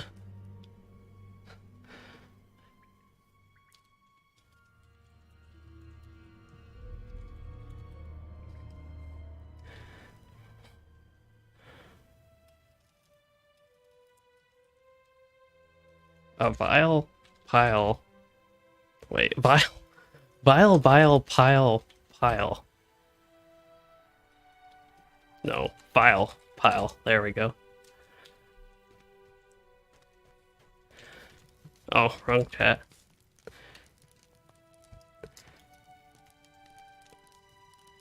If anybody was confused, I was supposed to go to Ken.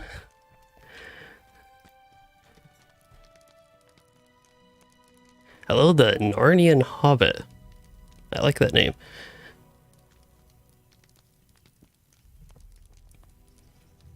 Wait, after Mirkwood should be Inadoith, not Urigan. Because Inadwaith used to be a level cap zone. I think it was technically like 64 to 65, but Inadwaith is after Mirkwood, and that is now 60 to 65 to match Mirkwood. So you can kind of do either of those.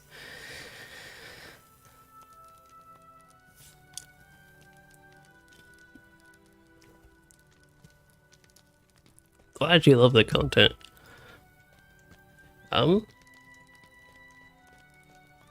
Y'all want to do anything else? Or should we wait for them?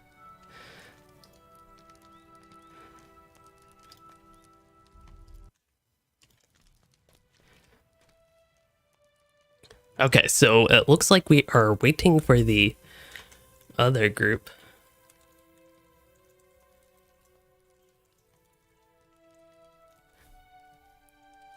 I might actually, I don't know, swap my allies for tanking, but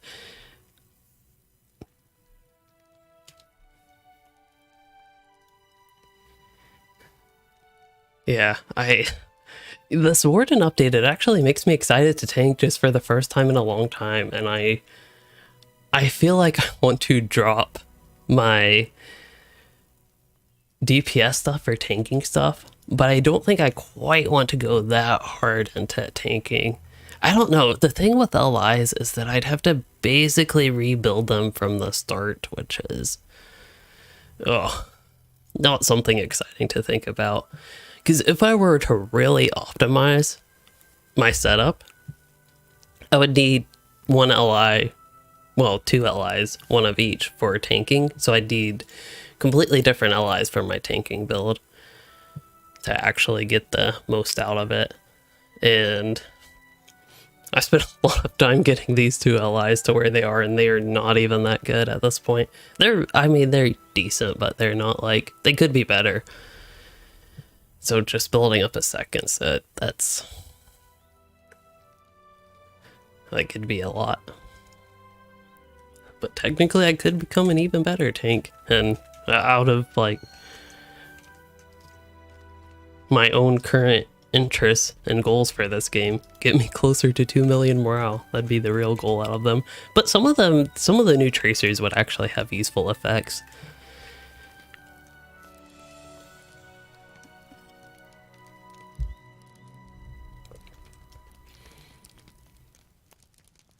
Where are those new gloves? Oh yeah, I don't want them, okay.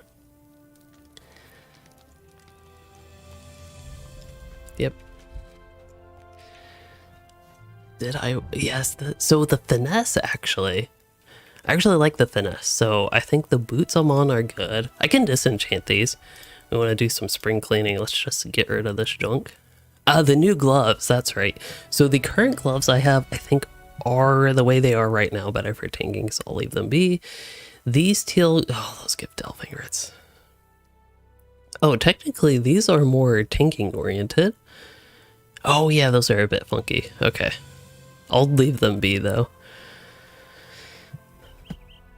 Oh, I got another, no, this is actually from Sarkborn. That's the DPS pocket item, but I haven't equipped it. I guess I haven't played DPS since I've gotten it, I don't think.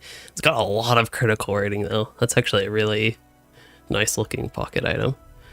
Compared to the like tanking oriented one that isn't necessarily the most appealing that I have right now, but it has a apparently finesse, which I need a ton of it.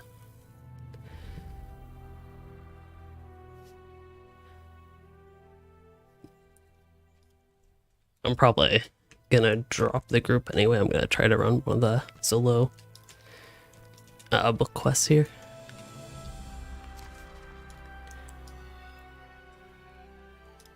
But I am still up to run stuff when they're finished.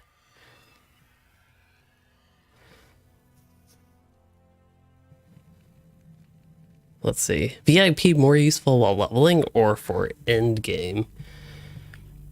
I think it has its uses in both. If you already own the content. See, that's the thing. VIP, for example, would give you the new Return to Carn Dûm instances, which if you don't even have Gundabad or the Before the Shadow, you could actually get a pretty decent fill of endgame with that. You'd of course be lacking some general loot options, but with that and running maybe the new delvings, the 3-man ones, you could probably get decently set up, relatively decently set up without even having to own the expansion or mini expansion for this level cap. So I guess that's one consideration. But then a lot of the convenient stuff I think really applies to both leveling and not leveling.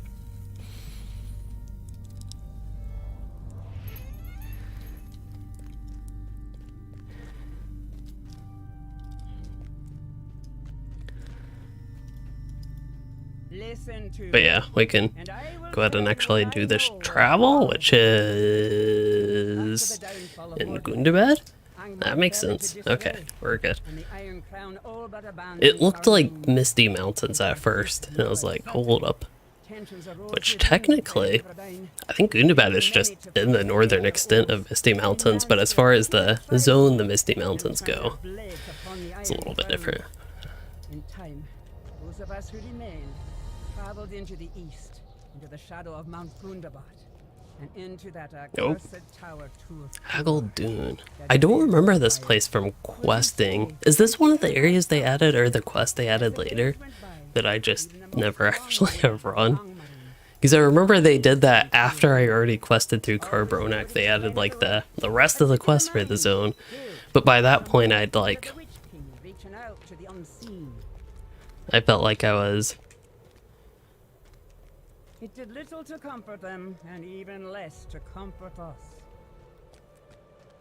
yeah, not ready to go back basically.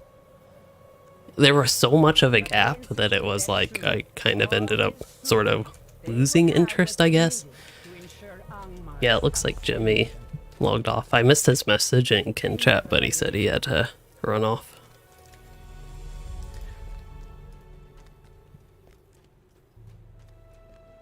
until the day I followed High Priestess Asahal into the depths of Turfua. Yeah. And then I understood.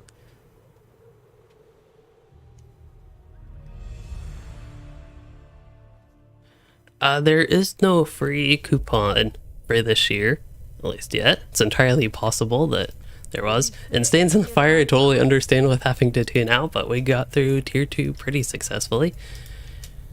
We might poke our heads into Tier 3, but we'll see. We were waiting to see what was going on with that group, but it looks like Jimmy had a log out, so I am doing the solo instance while waiting, but the quest, I mean. There's something in that. This one actually, compared to the previous one, being here in the Dreadspire is a bit more interesting to me. I remember, weren't some people thinking the 6-man or like the raid would be located in the Drearspire? I said Dreadspire, but I meant Drearspire. I have seen what High Priestess Asahal has planned for us. All of us. Even a shard of Tarasar could bend. If you are all VIP, Angmar to you her can play through Minas Morgul. You can actually play through just before Gundabad.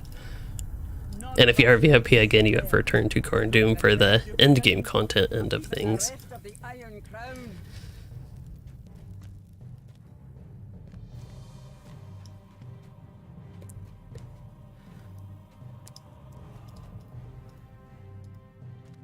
Alright, did you all want to run anything else? I would not allow myself to believe what I knew to be true. Oh yeah, okay. Because I was thinking if y'all are interested, I have not run the delvings in the School Air Library.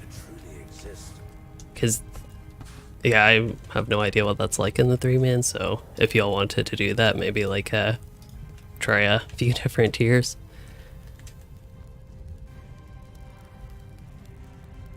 Yes. Let's see, need to make sure I actually have the delving stuff. So Emerald is tier 7 through 9. Delving Opal. So for food, I obviously want, as a warden, Will.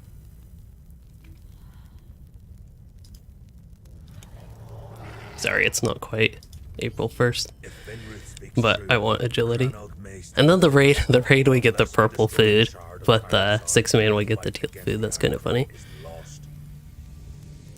Yeah, this food you can eat in combat, which is pretty crazy. Oh, dropping frames.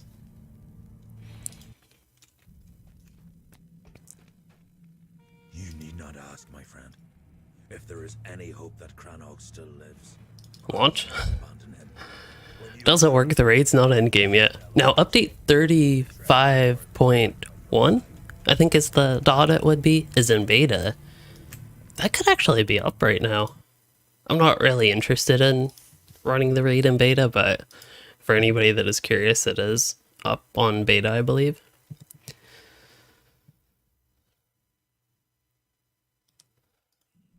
Oh no, I'm echoing now.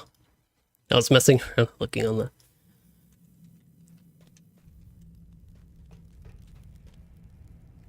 Yeah. Oh, Vines of Nari Hell. I have so many of those. But yeah, cosmetics-wise, I have had the shoulders drop. Those don't seem to be too common, but I guess that makes sense. Eventually,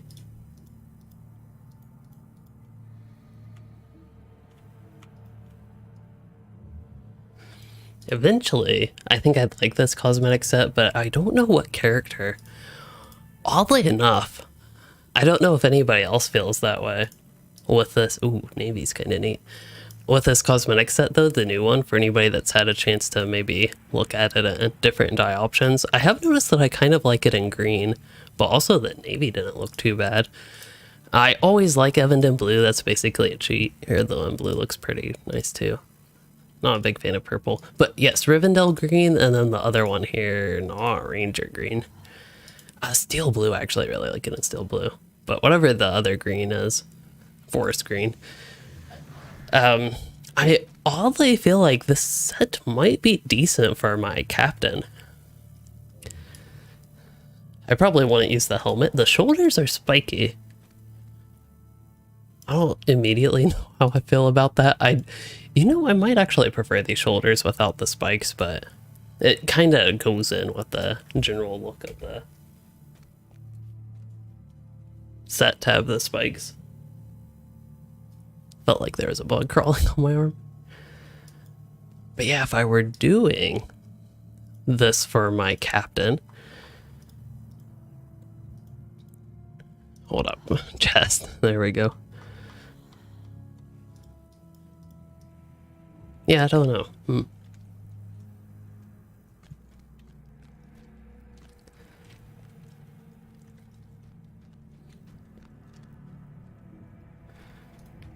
Oh, I guess I should invite these people to group if I want to run stuff.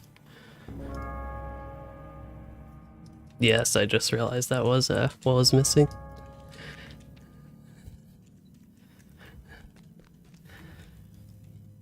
Okay, so okay, I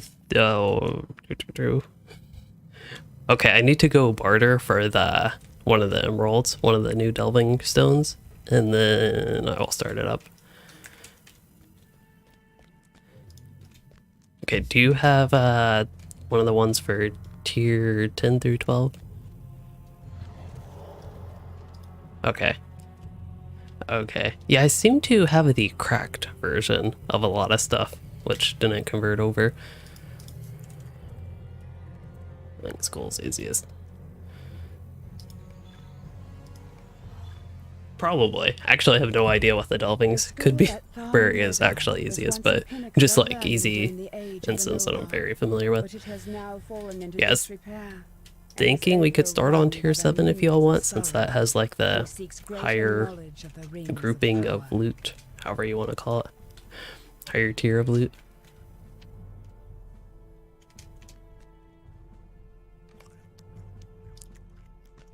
Oh, they already started tier 7. I was being too slow. Full black captain, including shield and helmet. I honestly, for some reason, I kind of like the idea of that look for a captain. Yeah, with the delvings and the dread. I wonder if they changed that though, because we only have 4 dread right now.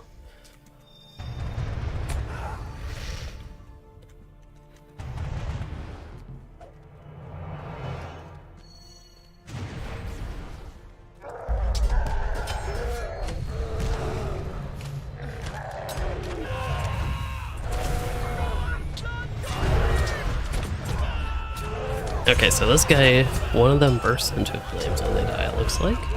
Or they all do, I suppose.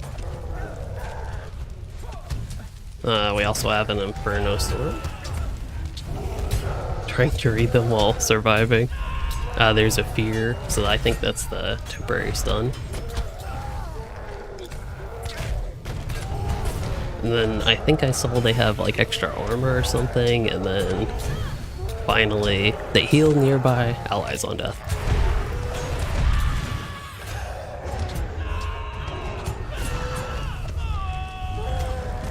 So, from what I can tell, is there's a bunch of explosions and fire.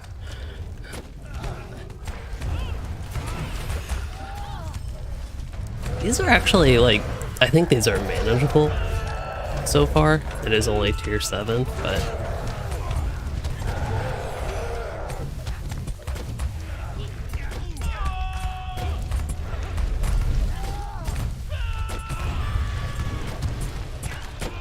stay fire like this.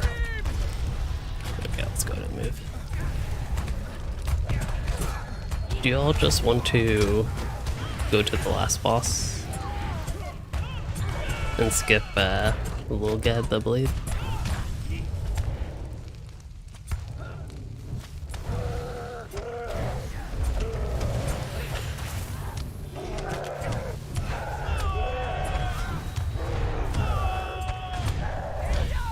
Yeah, I was thinking it. I don't think it changes like the loot we would get,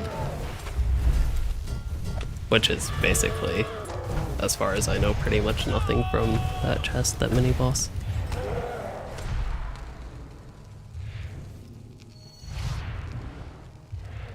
Oh yeah.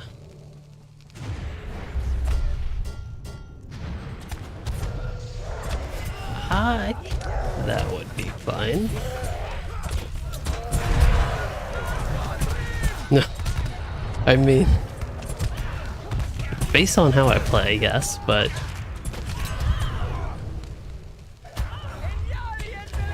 I don't think they should aggro when we do that.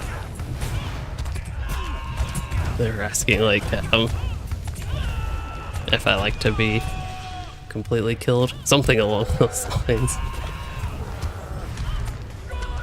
That's why it's really scary with the hardcore captain that I have.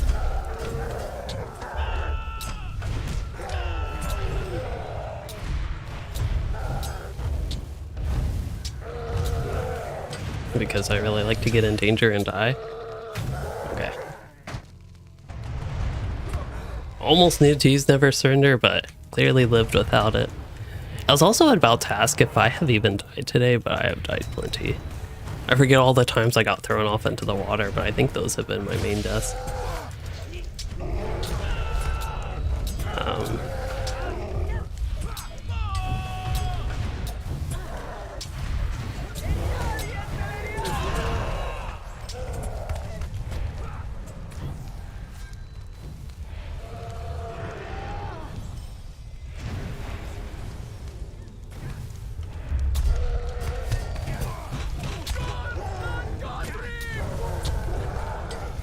Can't actually target anybody. I guess that is one problem with leaving the mini boss up, is tab targeting wanted to target them all. But I think things are a little bit more settled here. I'm going to go ahead and use Desperate Combat so I can get an AoE stun in a second here. Just to help things, hey, that actually got an interrupt, but help things calm down a little bit more. And then for the boss, I'm gonna give him an incoming damage debuff, and otherwise I think we're pretty much set here. Takes a minute to get settled, but honestly with the boss fight, that's where I expected this to get like more or less really tough, but so far it seems to be pretty decent. Oh, somebody else had a quick interrupt on him. I don't think that was from my interrupt.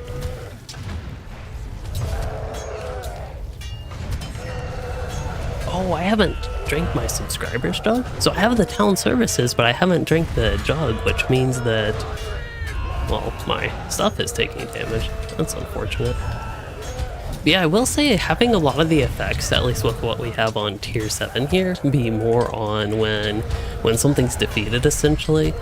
That makes the boss fights not really too bad in comparison to what we normally would see in this instance. Of course, a little bit tougher just because they have the stat boost and the such, but yeah.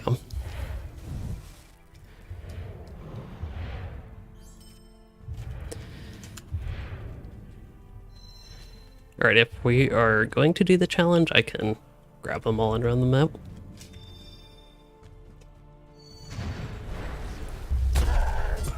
I don't think for the delving you technically have to.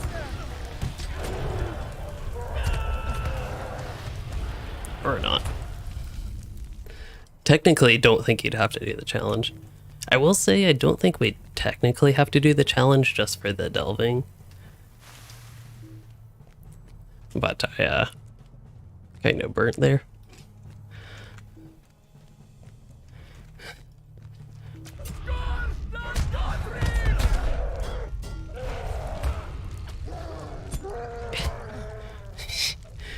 I'm gonna go, oh no, we don't want to go this way. Man, this would be terrible if they still have the malice where mobs have extra aggro radius. I hope that just doesn't come into play in the 3-mans, but that would be quite terrible. Now half my armor is broken. Not quite half, but yeah. Cannot do that in combat.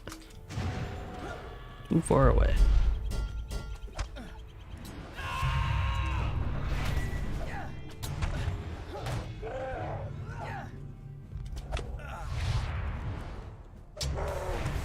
Now I do have this slight issue of a lot of my armor is broken. And I can't repair until we're out of combat.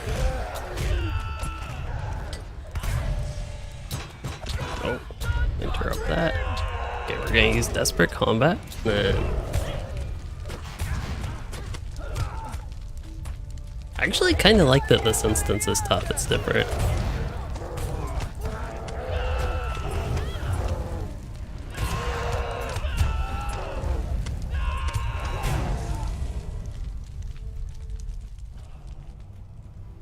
If I actually took a minute to wait, then I might actually give myself a chance to repair, but failed the challenge, but that's okay. Hello, hey, Kato. You wish you had more time to play LOTRO like you used to. Yeah, I also used to be able to play games more. It would be, I think, fun to play more. I also used to play a greater variety of games, but if I have LOTRO as my main game, then I don't really have much time for anything else. I'll get a hope token in a second.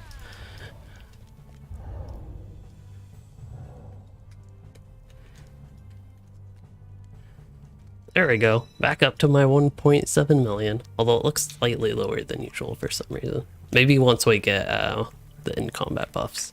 I don't know.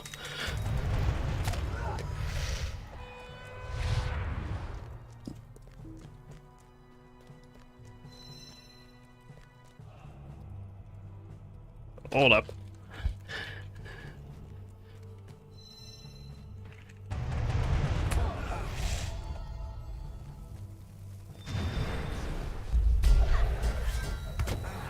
I'm probably going to still pull them out the line of sight.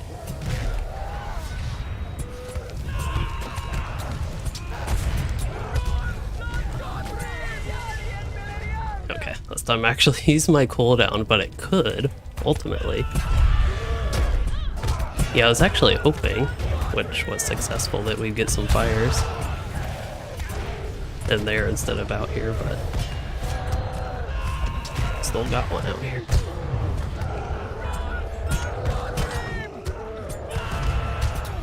Okay, I think if I get a couple resolutions in, that should give me a decent heal here. I got one? Okay, I only got one. But we're going to use that thing. And I can't get rid of that fear. Which means I'm gonna have to press my other cooldown here. And now I got that. I could move this aside if I'm not stunned. long stun. That's actually the normal stun, but it's like extra dangerous when we have the delving stuff going on. And just because I can, I'm going to do some DPS here. Probably a terrible idea.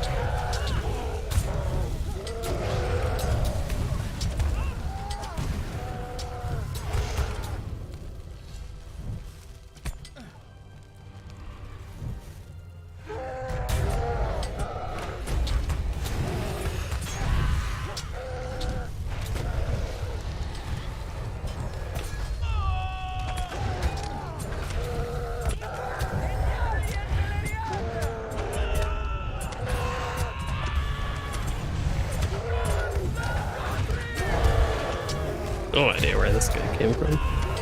Maybe a hunter trap? I don't know if she's used a trap, but yeah. Oh, and welcome back, Bella.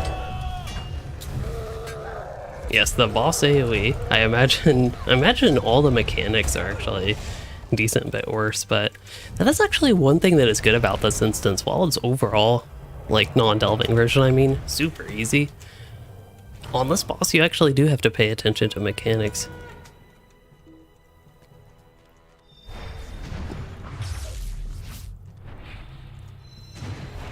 Close for this part. I don't know what scaling, if that even does much at level 140, but that's something you learn at low levels, is that can one-shot if you are far away. Oh, yep, there, okay. I saved myself from using the wrong gambit. Respawning challenge he needs. And then I think I might as well use Desperate Combat here. The boss fights again so far, actually some of the easier parts here. Now he's doing his AoE. Did you know that you can just go into the range stance as a Warden and use basically the same strength gambits as you would in melee? I guess these guys forgot about the AoE.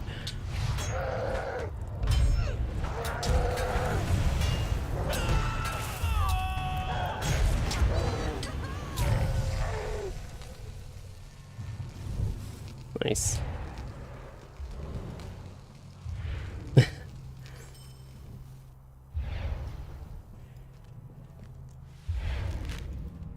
Oh, I guess we have to still turn that in at the missions giver, or one of them. Well, I'll have to find one. I think, did I go back to the Carn Dûm camp? I think I did.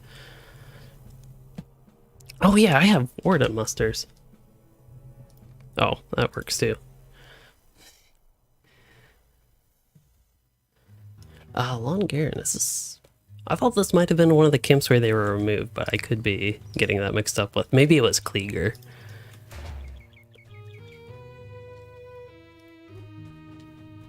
See, I'm trying to remember... Was this one of the camps where they were removed? Yeah, they changed it so there's only 3 camps. I think, if Hearn has them.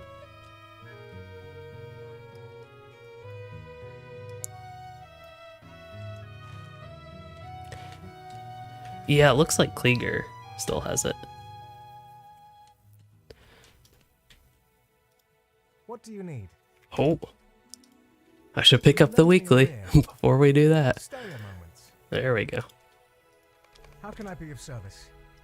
And you know what we got for all those efforts? Oh, it's so fun. It's so fun to make fun. Wow. I can get... Oh, I don't really need to go to the Andreth, but sure. It's so fun to make fun of the delving rewards when you get something bad. Just because if, like... Essentially... Wait, that's a cloak? No, that's not a cloak. It's cops, not cloak. Would that be shoulder pads? Those look... Be what the defensive oriented stats, pretty decent.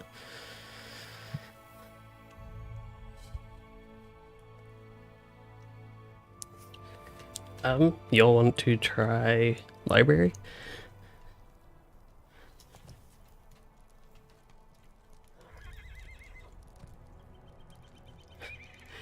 If it's the same affixes with all the ads this one has, The it library does. at Tharmirdine once held much of the knowledge of the early ages and withstood the brunt of Sauron's attack. Does against sound the dangerous.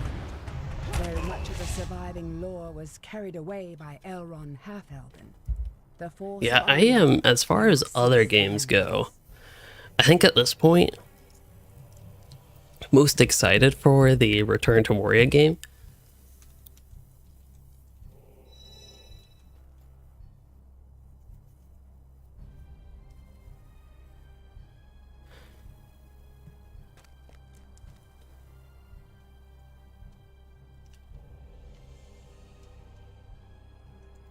Yeah, I already have one. Oh yeah, because they're unique now.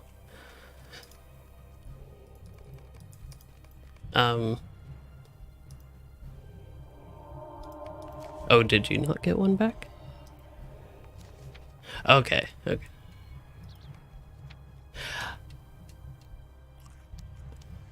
Oh yeah. I see. No, I don't have for like a tier 10, I don't have an amethyst. I'm fine with whatever you all want. I personally wouldn't mind trying tier 10.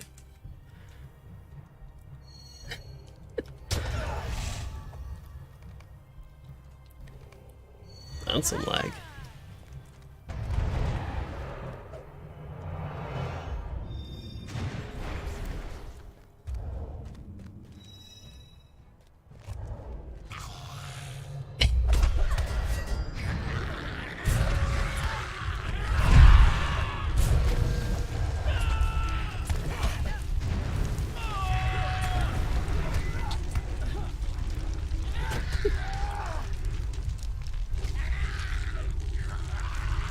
Yeah, this fire.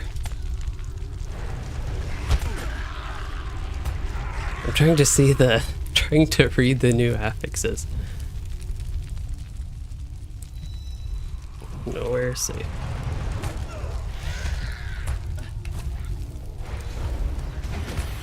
That's a lot of dread. I have so little morale.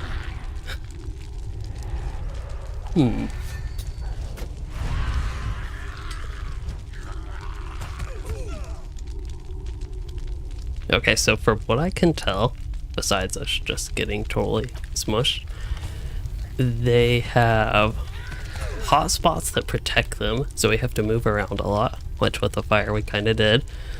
They also have 3 dread extra when we're in range, and then they deal more damage at range.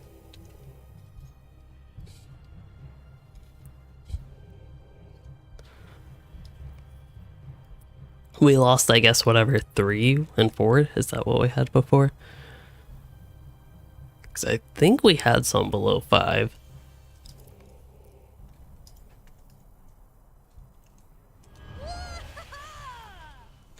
If y'all want to keep up with us and try it, I'm happy to, but I'd also be happy going down to tier 7.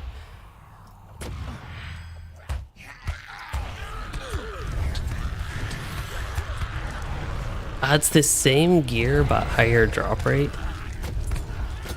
Like, it's the tier 7 through 12 have the same loot table, but I think higher drop rate the higher tier you go. Yeah. Okay, I just went out. Do y'all still want to run that on tier 7 or anything else?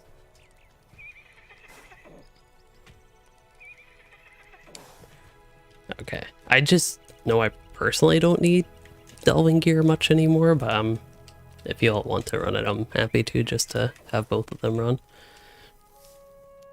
I don't think it was a reflection shield, but there's so much going on there that perhaps there could have been. Alright, I will create a dummy instance.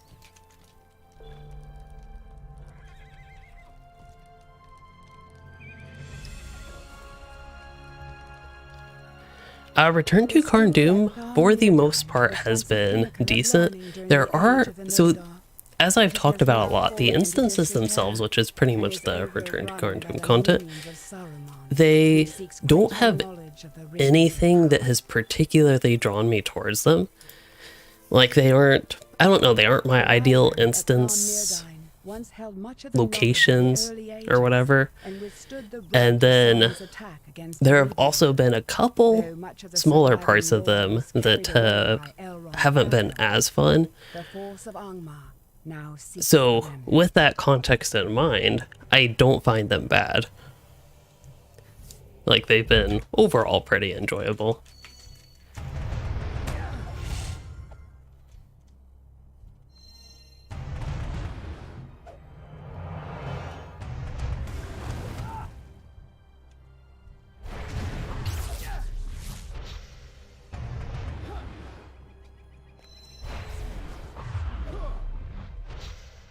That should be good to join Snure. I think they missed it. We were ready.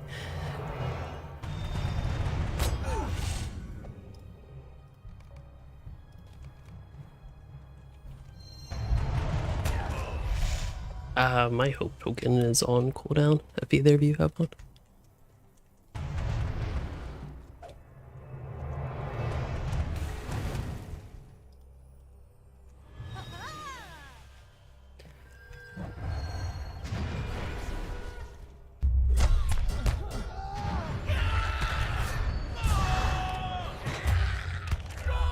I think that I've lived this long, we can definitely say tier 7 is a lot easier than tier 10. I still think, so they still have the Dread Malice. I'm still not a fan of that one. Even though it was kind of hard to see the effect of that, just considering everything that was going on. I can't.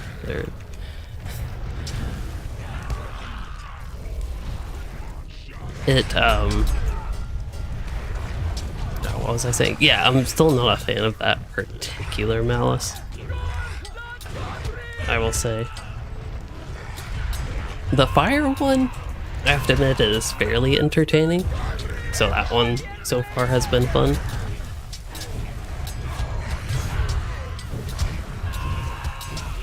Clearly don't do a ton of damage on that one. Technically is good item XP for the reward track. Mine is just to kill the Overmasters.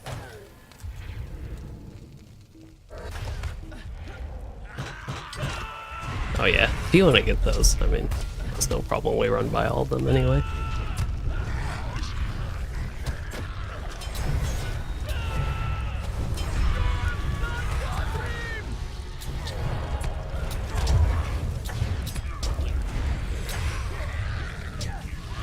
No idea what that bubble effect is. Is that new from the captain, maybe?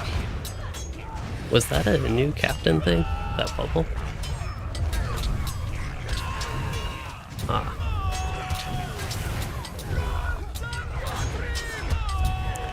Yeah.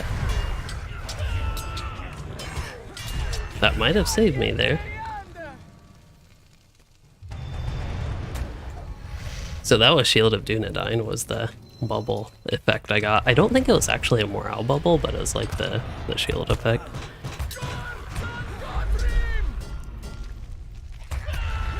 Yeah, mixing in my self heals and taking a lot of damage.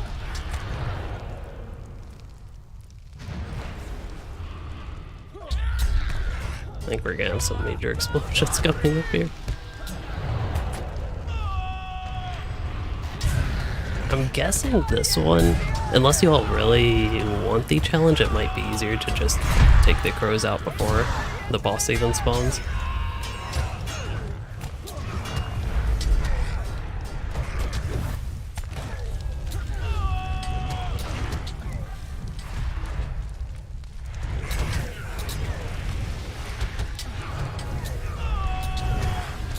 At least with tier 7 compared to the tier 10, there is actually counterplay. This is, as far as challenging content goes, this is like very enjoyable for me right now.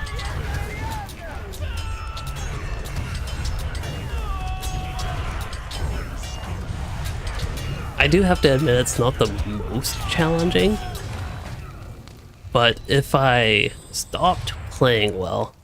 I could very easily die, I think. Oh yeah, shielded Duno dying. That's, yeah, what they were saying, the captain of the group, that it's pretty much only useful in the blue line. I think. But yeah, you can't use it on yourself anymore, which I guess he used to be able to. Oh, I guess he's aggro anyway.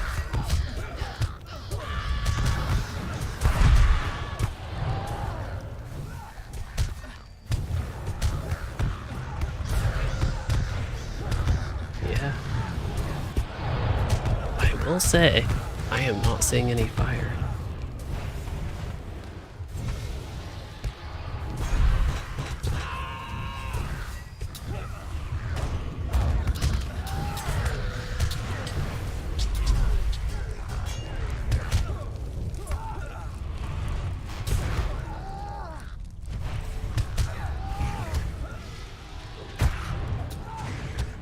I honestly, there are so many of them, I have no idea.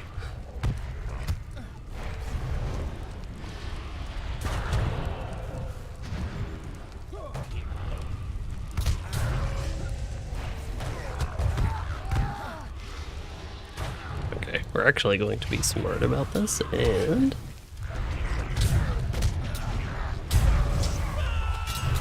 I must not have put any names on. Oh yeah, I do.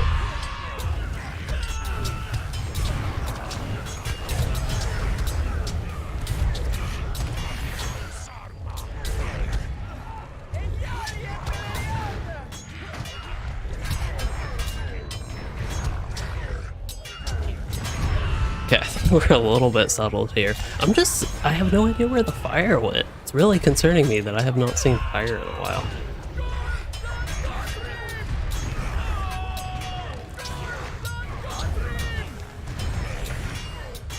Explosive devastation. So yeah, that does do...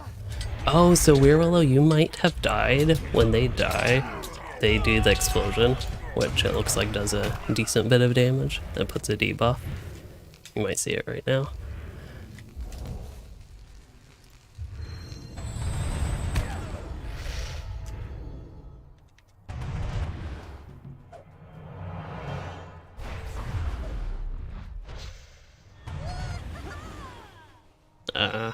Left, I guess? Hey, thank you, Stands in the Fire. They didn't know this was actually a 4-man instance.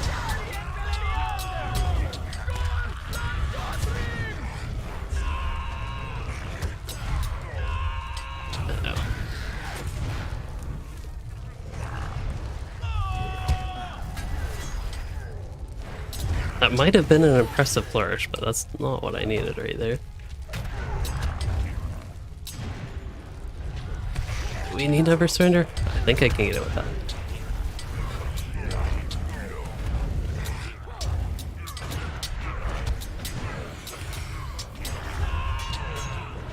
Yeah, we should have all been hunters.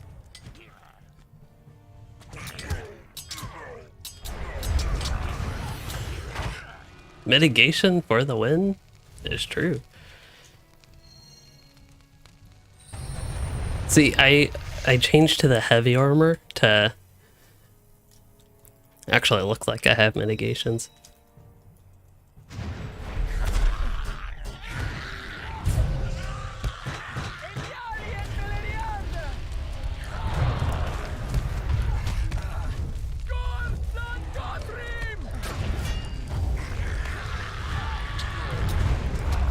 Yeah, it's a popular choice. I'm just gonna do that one.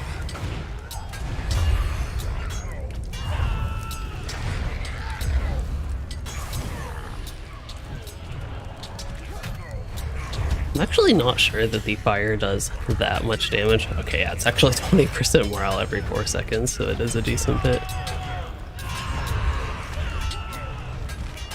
Jefferbit, thank you for joining the stream. Hopefully you enjoyed. It's hard to believe it's only 9:40. I guess I started the stream at 7 o'clock, which was actually, well, almost 7 o'clock, which would have been on time. I was like 10 minutes late, but basically it wasn't 8 o'clock.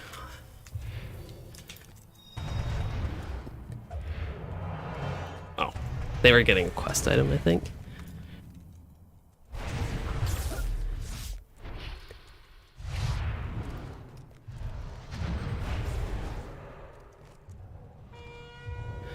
So based on the experience of school, this boss fight should be like easy. We're gonna control 6, R, dash, 6, shift 4, shift 6, shift 5, and now I'm actually ready to play.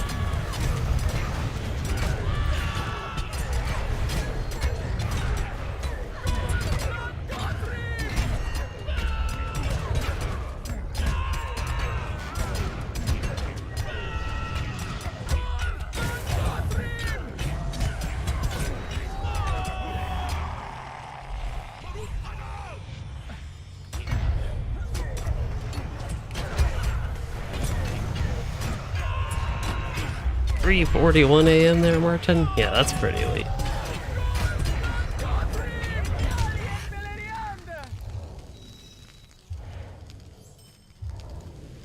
Wonderful. Yellow enhancement runes. I mean, yellow enhancement runes technically have their use. I think I actually have something I should put those on. Well, it's only 3 of them, but still. Also, the 485, I just saw that I need to... because I need more vitality.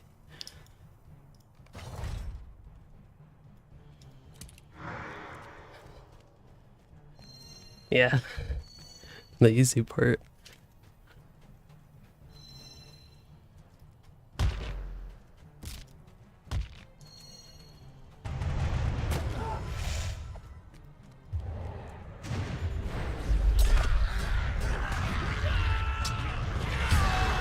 I'm gonna do something a little bit different. Y'all might not believe that this is different, but focus on damage.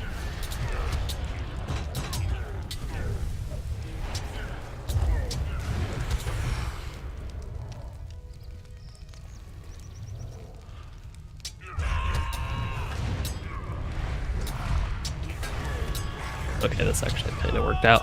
So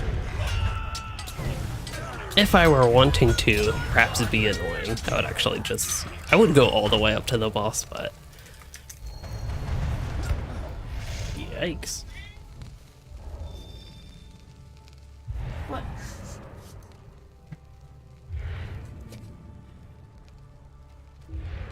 She just came in and woke everybody up.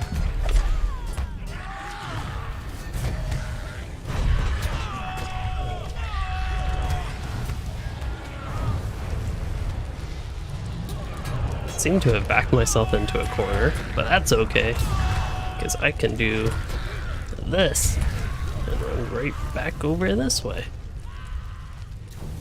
And hopefully they die while I'm far away from them, and they won't do the dot on me. But yeah, it is the weekend. That is true.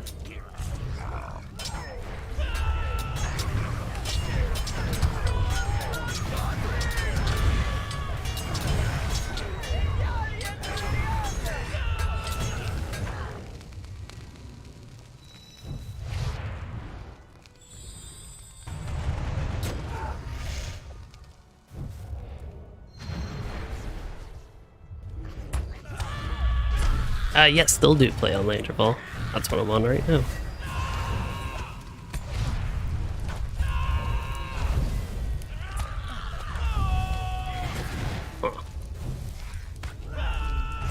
Try to keep them in this corner so I can at least have that one side safe to us when the boss comes out. Also, I'm going to need tons of heals here.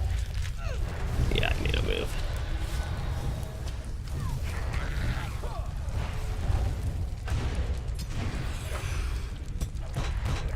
I don't know if that taunt reached the boss.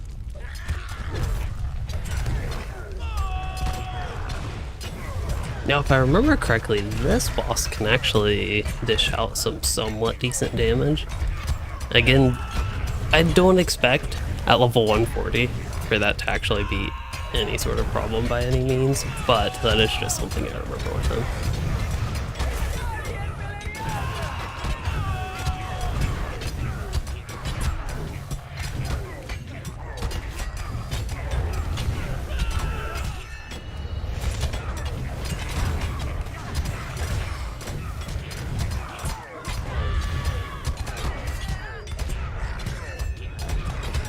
Do you think they'll notice me just standing here?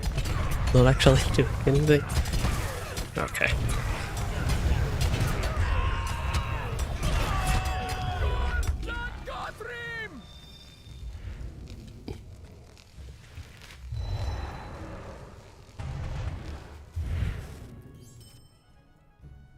Got a purple tracery. This is actually a tanking one. Heal bonus for conviction.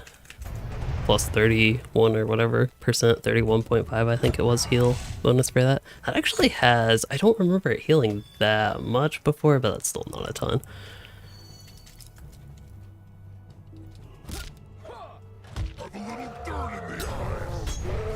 That was interesting.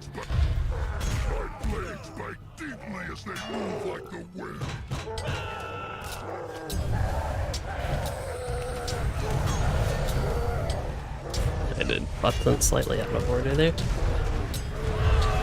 I now have two cats in front of my screen. I can't see my gambit bar, so I don't know what's on and off cooldown. In terms of, I also don't know what gambits I'm using, but in terms of gambit masteries, I cannot see them right now.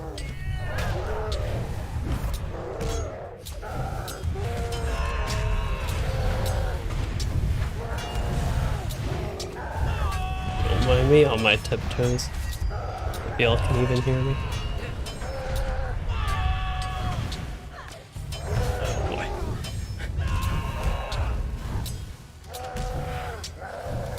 Okay. Oh. Boss is dead. Doesn't matter now. Nice job.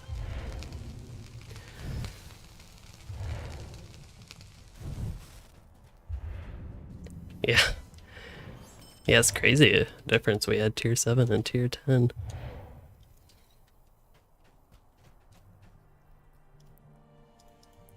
Yeah, this one, like, it wasn't necessarily easy, but we could at least do stuff to avoid the effects.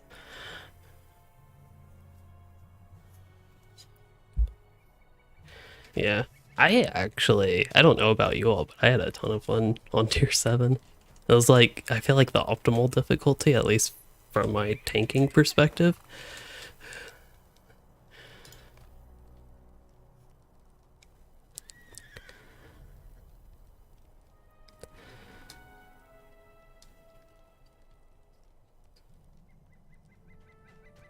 Oh no, Bella, your cat ended your stream. Oh, that'd be bad. Mine, you'll right remember this one, but this one freaked me out. She hit on the keyboard whatever combination that gives you like a new desktop. So yeah, I had to switch that back. I didn't even know there was. I guess I did know there was a keybind for that, but yeah.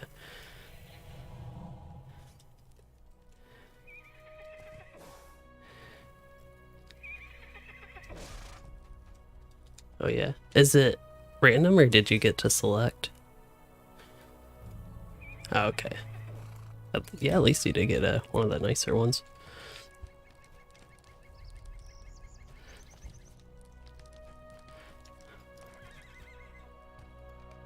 Greetings.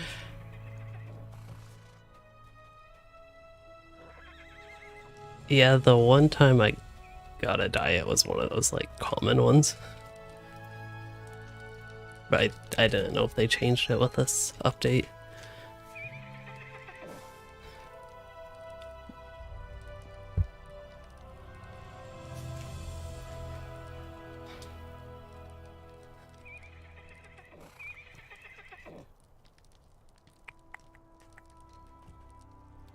Alright, I think there's still one more thing for me to do. What can I do for you? So, we got a letter in our mailbox. And I would guess it's in special? Yes, we got a letter that somebody has foxes driving their chickens away. So I thought, maybe we should check that out. We'd be a fool not to. So let's go to Westbury.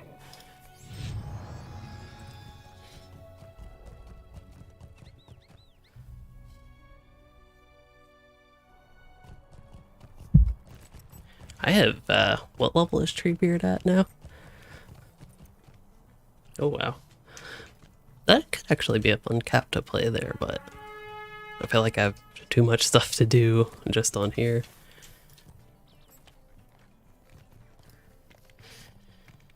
Headed to the town crier here.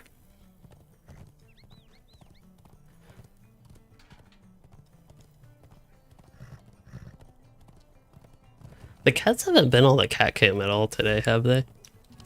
Oh, there's a concert going on that I just so ruthlessly ran into them. Oops. Sorry, people.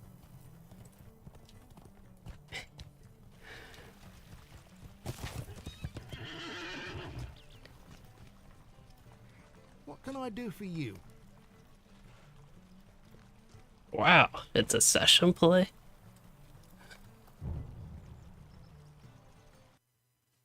Oh, I guess I didn't tell you all. I'm probably done with group stuff for today. I'm gonna try to get that chicken quest and then head off.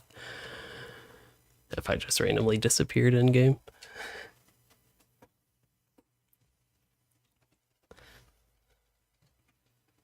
Yeah, the minstrel definitely different. I haven't played healing, didn't even play it much before, and when I did, I often be on the yellow. But with the red line, I think it's pretty decent. Yeah, thanks. It's fun.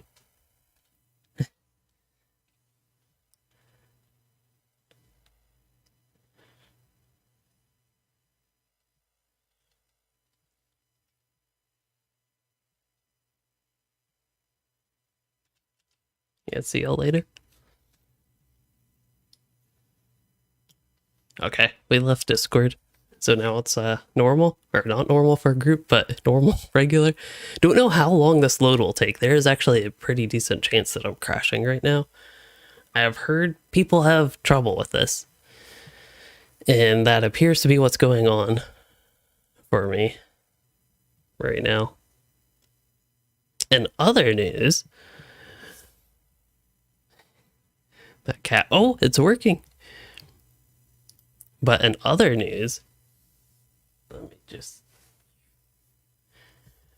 do y'all see that hat right, hold up, right there. I was hoping it'd be a better view of the hat, but that is the LOTRO hat from the 10th anniversary, I think, when Mordor came out. I don't know if it was 10th anniversary, but anyway, we're actually in game here. As a preview or teaser for a video coming up, I actually wear that hat, and for a good reason.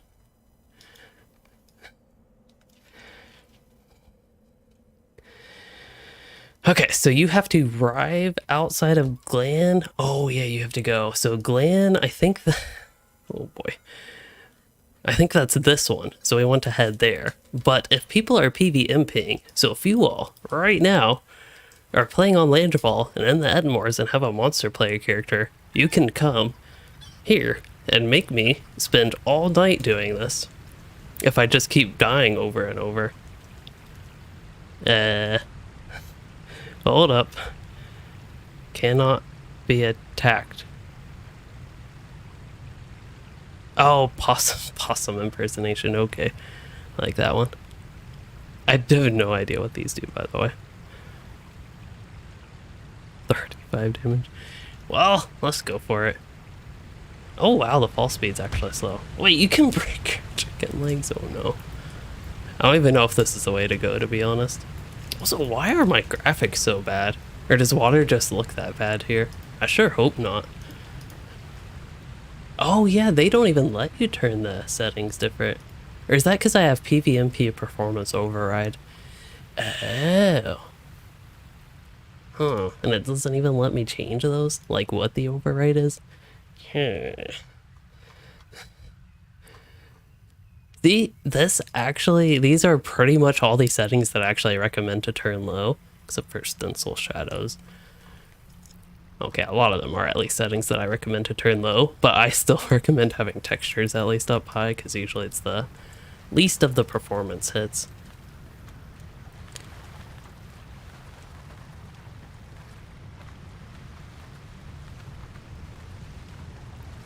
I am a chicken.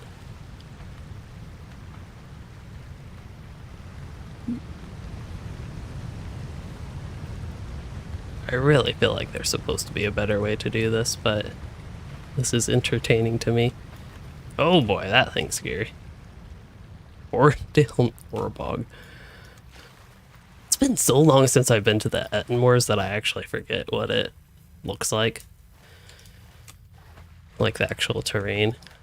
But let's see, my abilities, I actually need to keep them in mind. So I have about a quarter uptime of 50% run speed, and then this is additional evasion, so evade chance cannot be attacked, but I think that's a cannot move type thing. And then I don't know paranoia, what that does. Stealth detection, okay. So if I suspect somebody is like stealthing up here. I don't know if these Norbogs, they don't have a red bar, but I think they are supposed to still attack you. As a chicken, I don't really play as a chicken if y'all can't tell. I'm kind of chicken of it. So yeah. I think that thing will attack me if I get close to it. But I'm not 100% sure.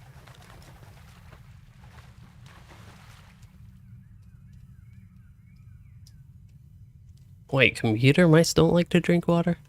That is good to know. There's a bear. Is that a warden? A bear warden? Could you imagine a bear warden hybrid? Like, when you go into bear form, you become warden mode?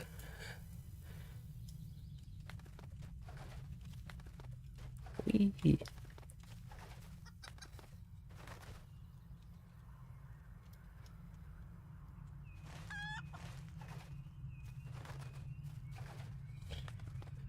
This is, see, right now I'm actually paranoid because this is like eerily calm and quiet.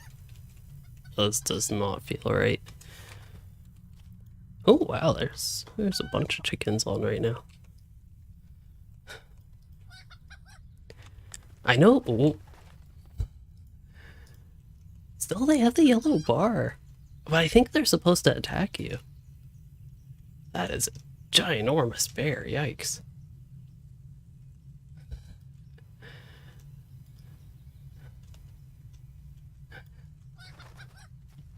Nothing to see here.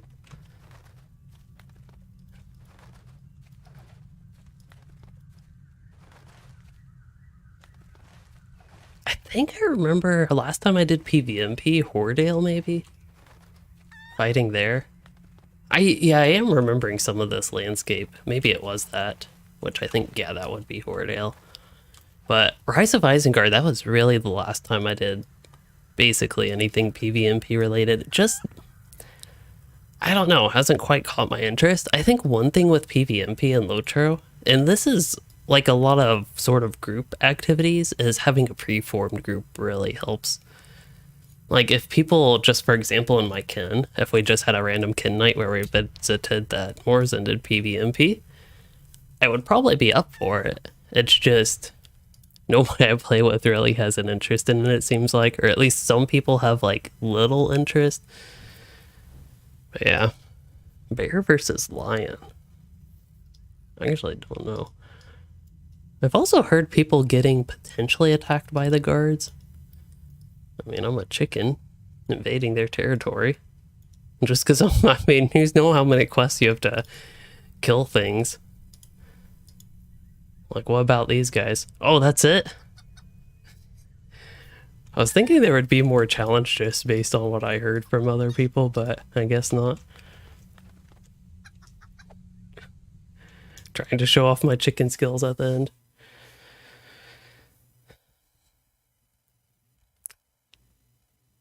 That's a tough one. I might guess a lion would win versus a bear, but I don't know.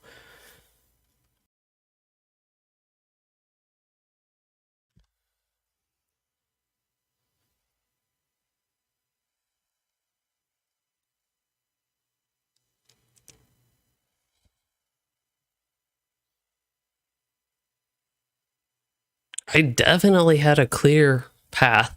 Oh, does the spawn point vary? Oh yeah, I think I have heard some people have said they like just spawn straight into a camp of wargs, which is kind of funny, but obviously doesn't give them a high chance of success. But that is true. I also, Oh, it is kind of late. I don't know how many people really PvMP on Landfall, but yeah, definitely late for, I don't know, this server, but maybe people in the game in general, that perhaps any sort of monster player activity was kind of seized at that point. I really don't know on Landfall. I do know people do PvMP here, because I know people that have, like, I know people on the server who PvMP. I just don't know how active it is. Of course, Arkenstone and Evernight are the two big servers for that. Like, they're the two big servers for most things.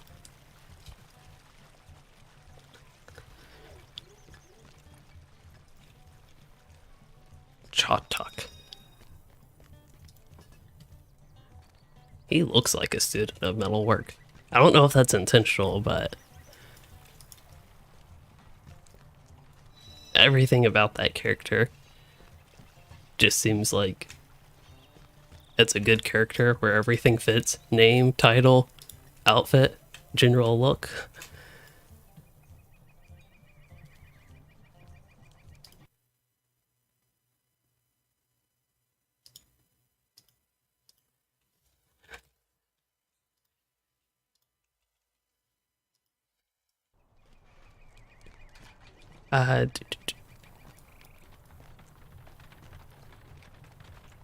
Classic LOTRO servers, like the legendary servers, as far as I know, they're not very active. Neither Treebeard nor Shadowfax.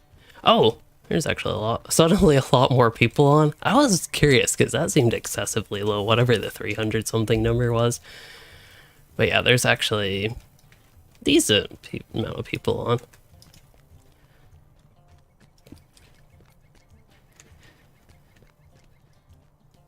Yeah, I think I honestly expected to have to take a lot more time to do that, but we got the full title. Oh, if I turn it in.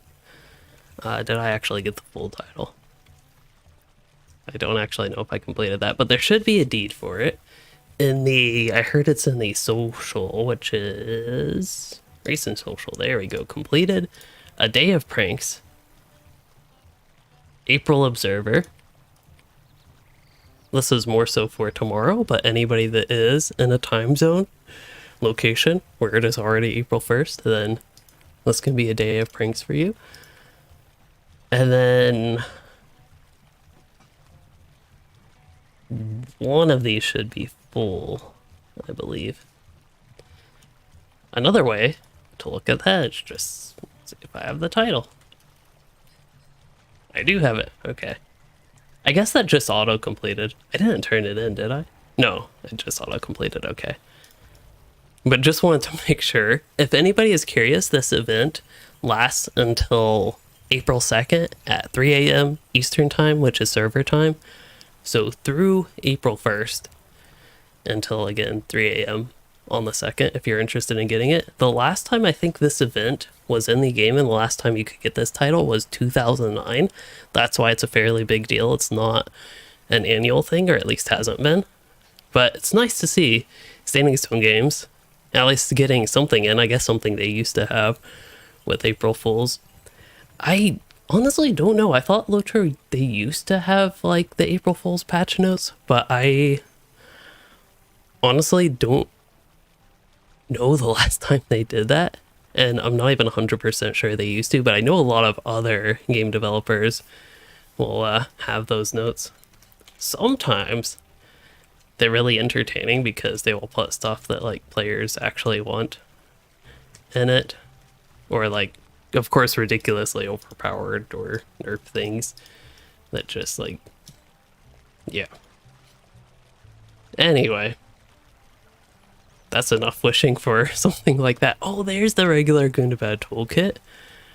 Okay. There we go. So with the landscape tokens, I don't think the return to Carn Dûm, would those count for that? Because if they would, I could have been getting more this whole time. Wait, Bulwer got April Fool's notes? I know they have update 35.1 on Bulwer, but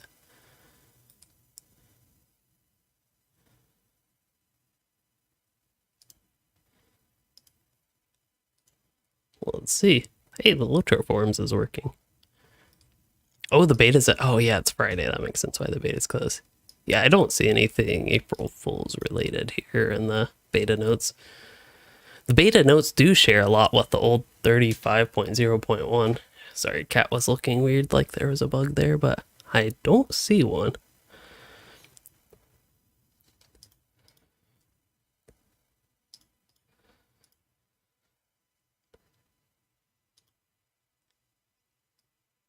Like, they do have the update 35.1 beta notes, but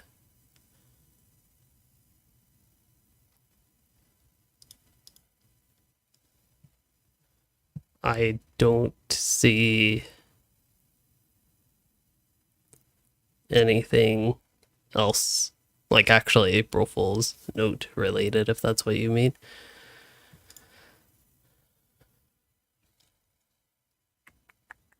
I guess I could actually show this, you know, that would be a helpful thing, but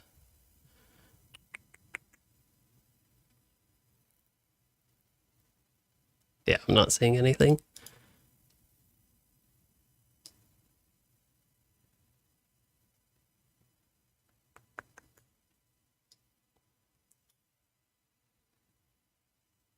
Oh, Bella, the April Fool's event is that you can go to, you'll get mail for your character in game, and you have to go to the town crier really, and that sends you to get a chicken from the Ettenmoors, and you have to go back to the Free People's Camp, and then you get a title, pretty much. I think 2 titles actually.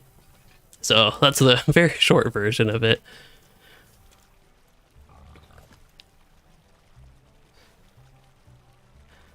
But yeah, I think it's a good point for me to go ahead and wrap up the stream. As I've mentioned throughout the stream a little bit and the past week, I have a lot of exciting stuff coming up, including just continuing Update 35 content. I actually do think that's pretty exciting at this point. We'll see. Hopefully it's not like How may I help you, friend? something that'll get boring super quickly, but that is always a concern with LOTRO in-game content with the limited instances they have, but maybe not. We'll see with Return to Carn Dûm how it goes. I am excited, I think, to try to get the 3-mans on tier 3. I think with the 2 people I was running with, we definitely could have, but we did the tier 7 delvings instead, which were pretty fun, I thought. So yeah, those are things to look forward to on this character. Potentially could run more on the Runekeeper, but I honestly don't see that too much now that I got my test of the yellow line, but it comes up where that character would be very useful to heal on. That's possible. Captain, both of the captains I'd actually be interested in leveling at this point. And of course getting back to Warden. And finally I thought there was one more character. I don't remember. But that's all the stuff I can do in LOTRO coming up. But as far as videos go, because I do have to say I'm aiming for like early to mid next week is probably the next chance I'll get to do a stream. But videos wise, I don't know if I'll have quite daily content up until that point, but I should have plenty of videos with all the Update 35 content. So I don't know, all that to look forward to. And then some other projects that I can give more information on early next week as well, I think. So stay tuned for that. Anyway, as far as this stream goes and all that we did, I hope you all enjoyed it, and if you did, please consider liking and subscribing for more, or becoming a channel member to support the content. And thanks for joining, chatting, and watching, everyone.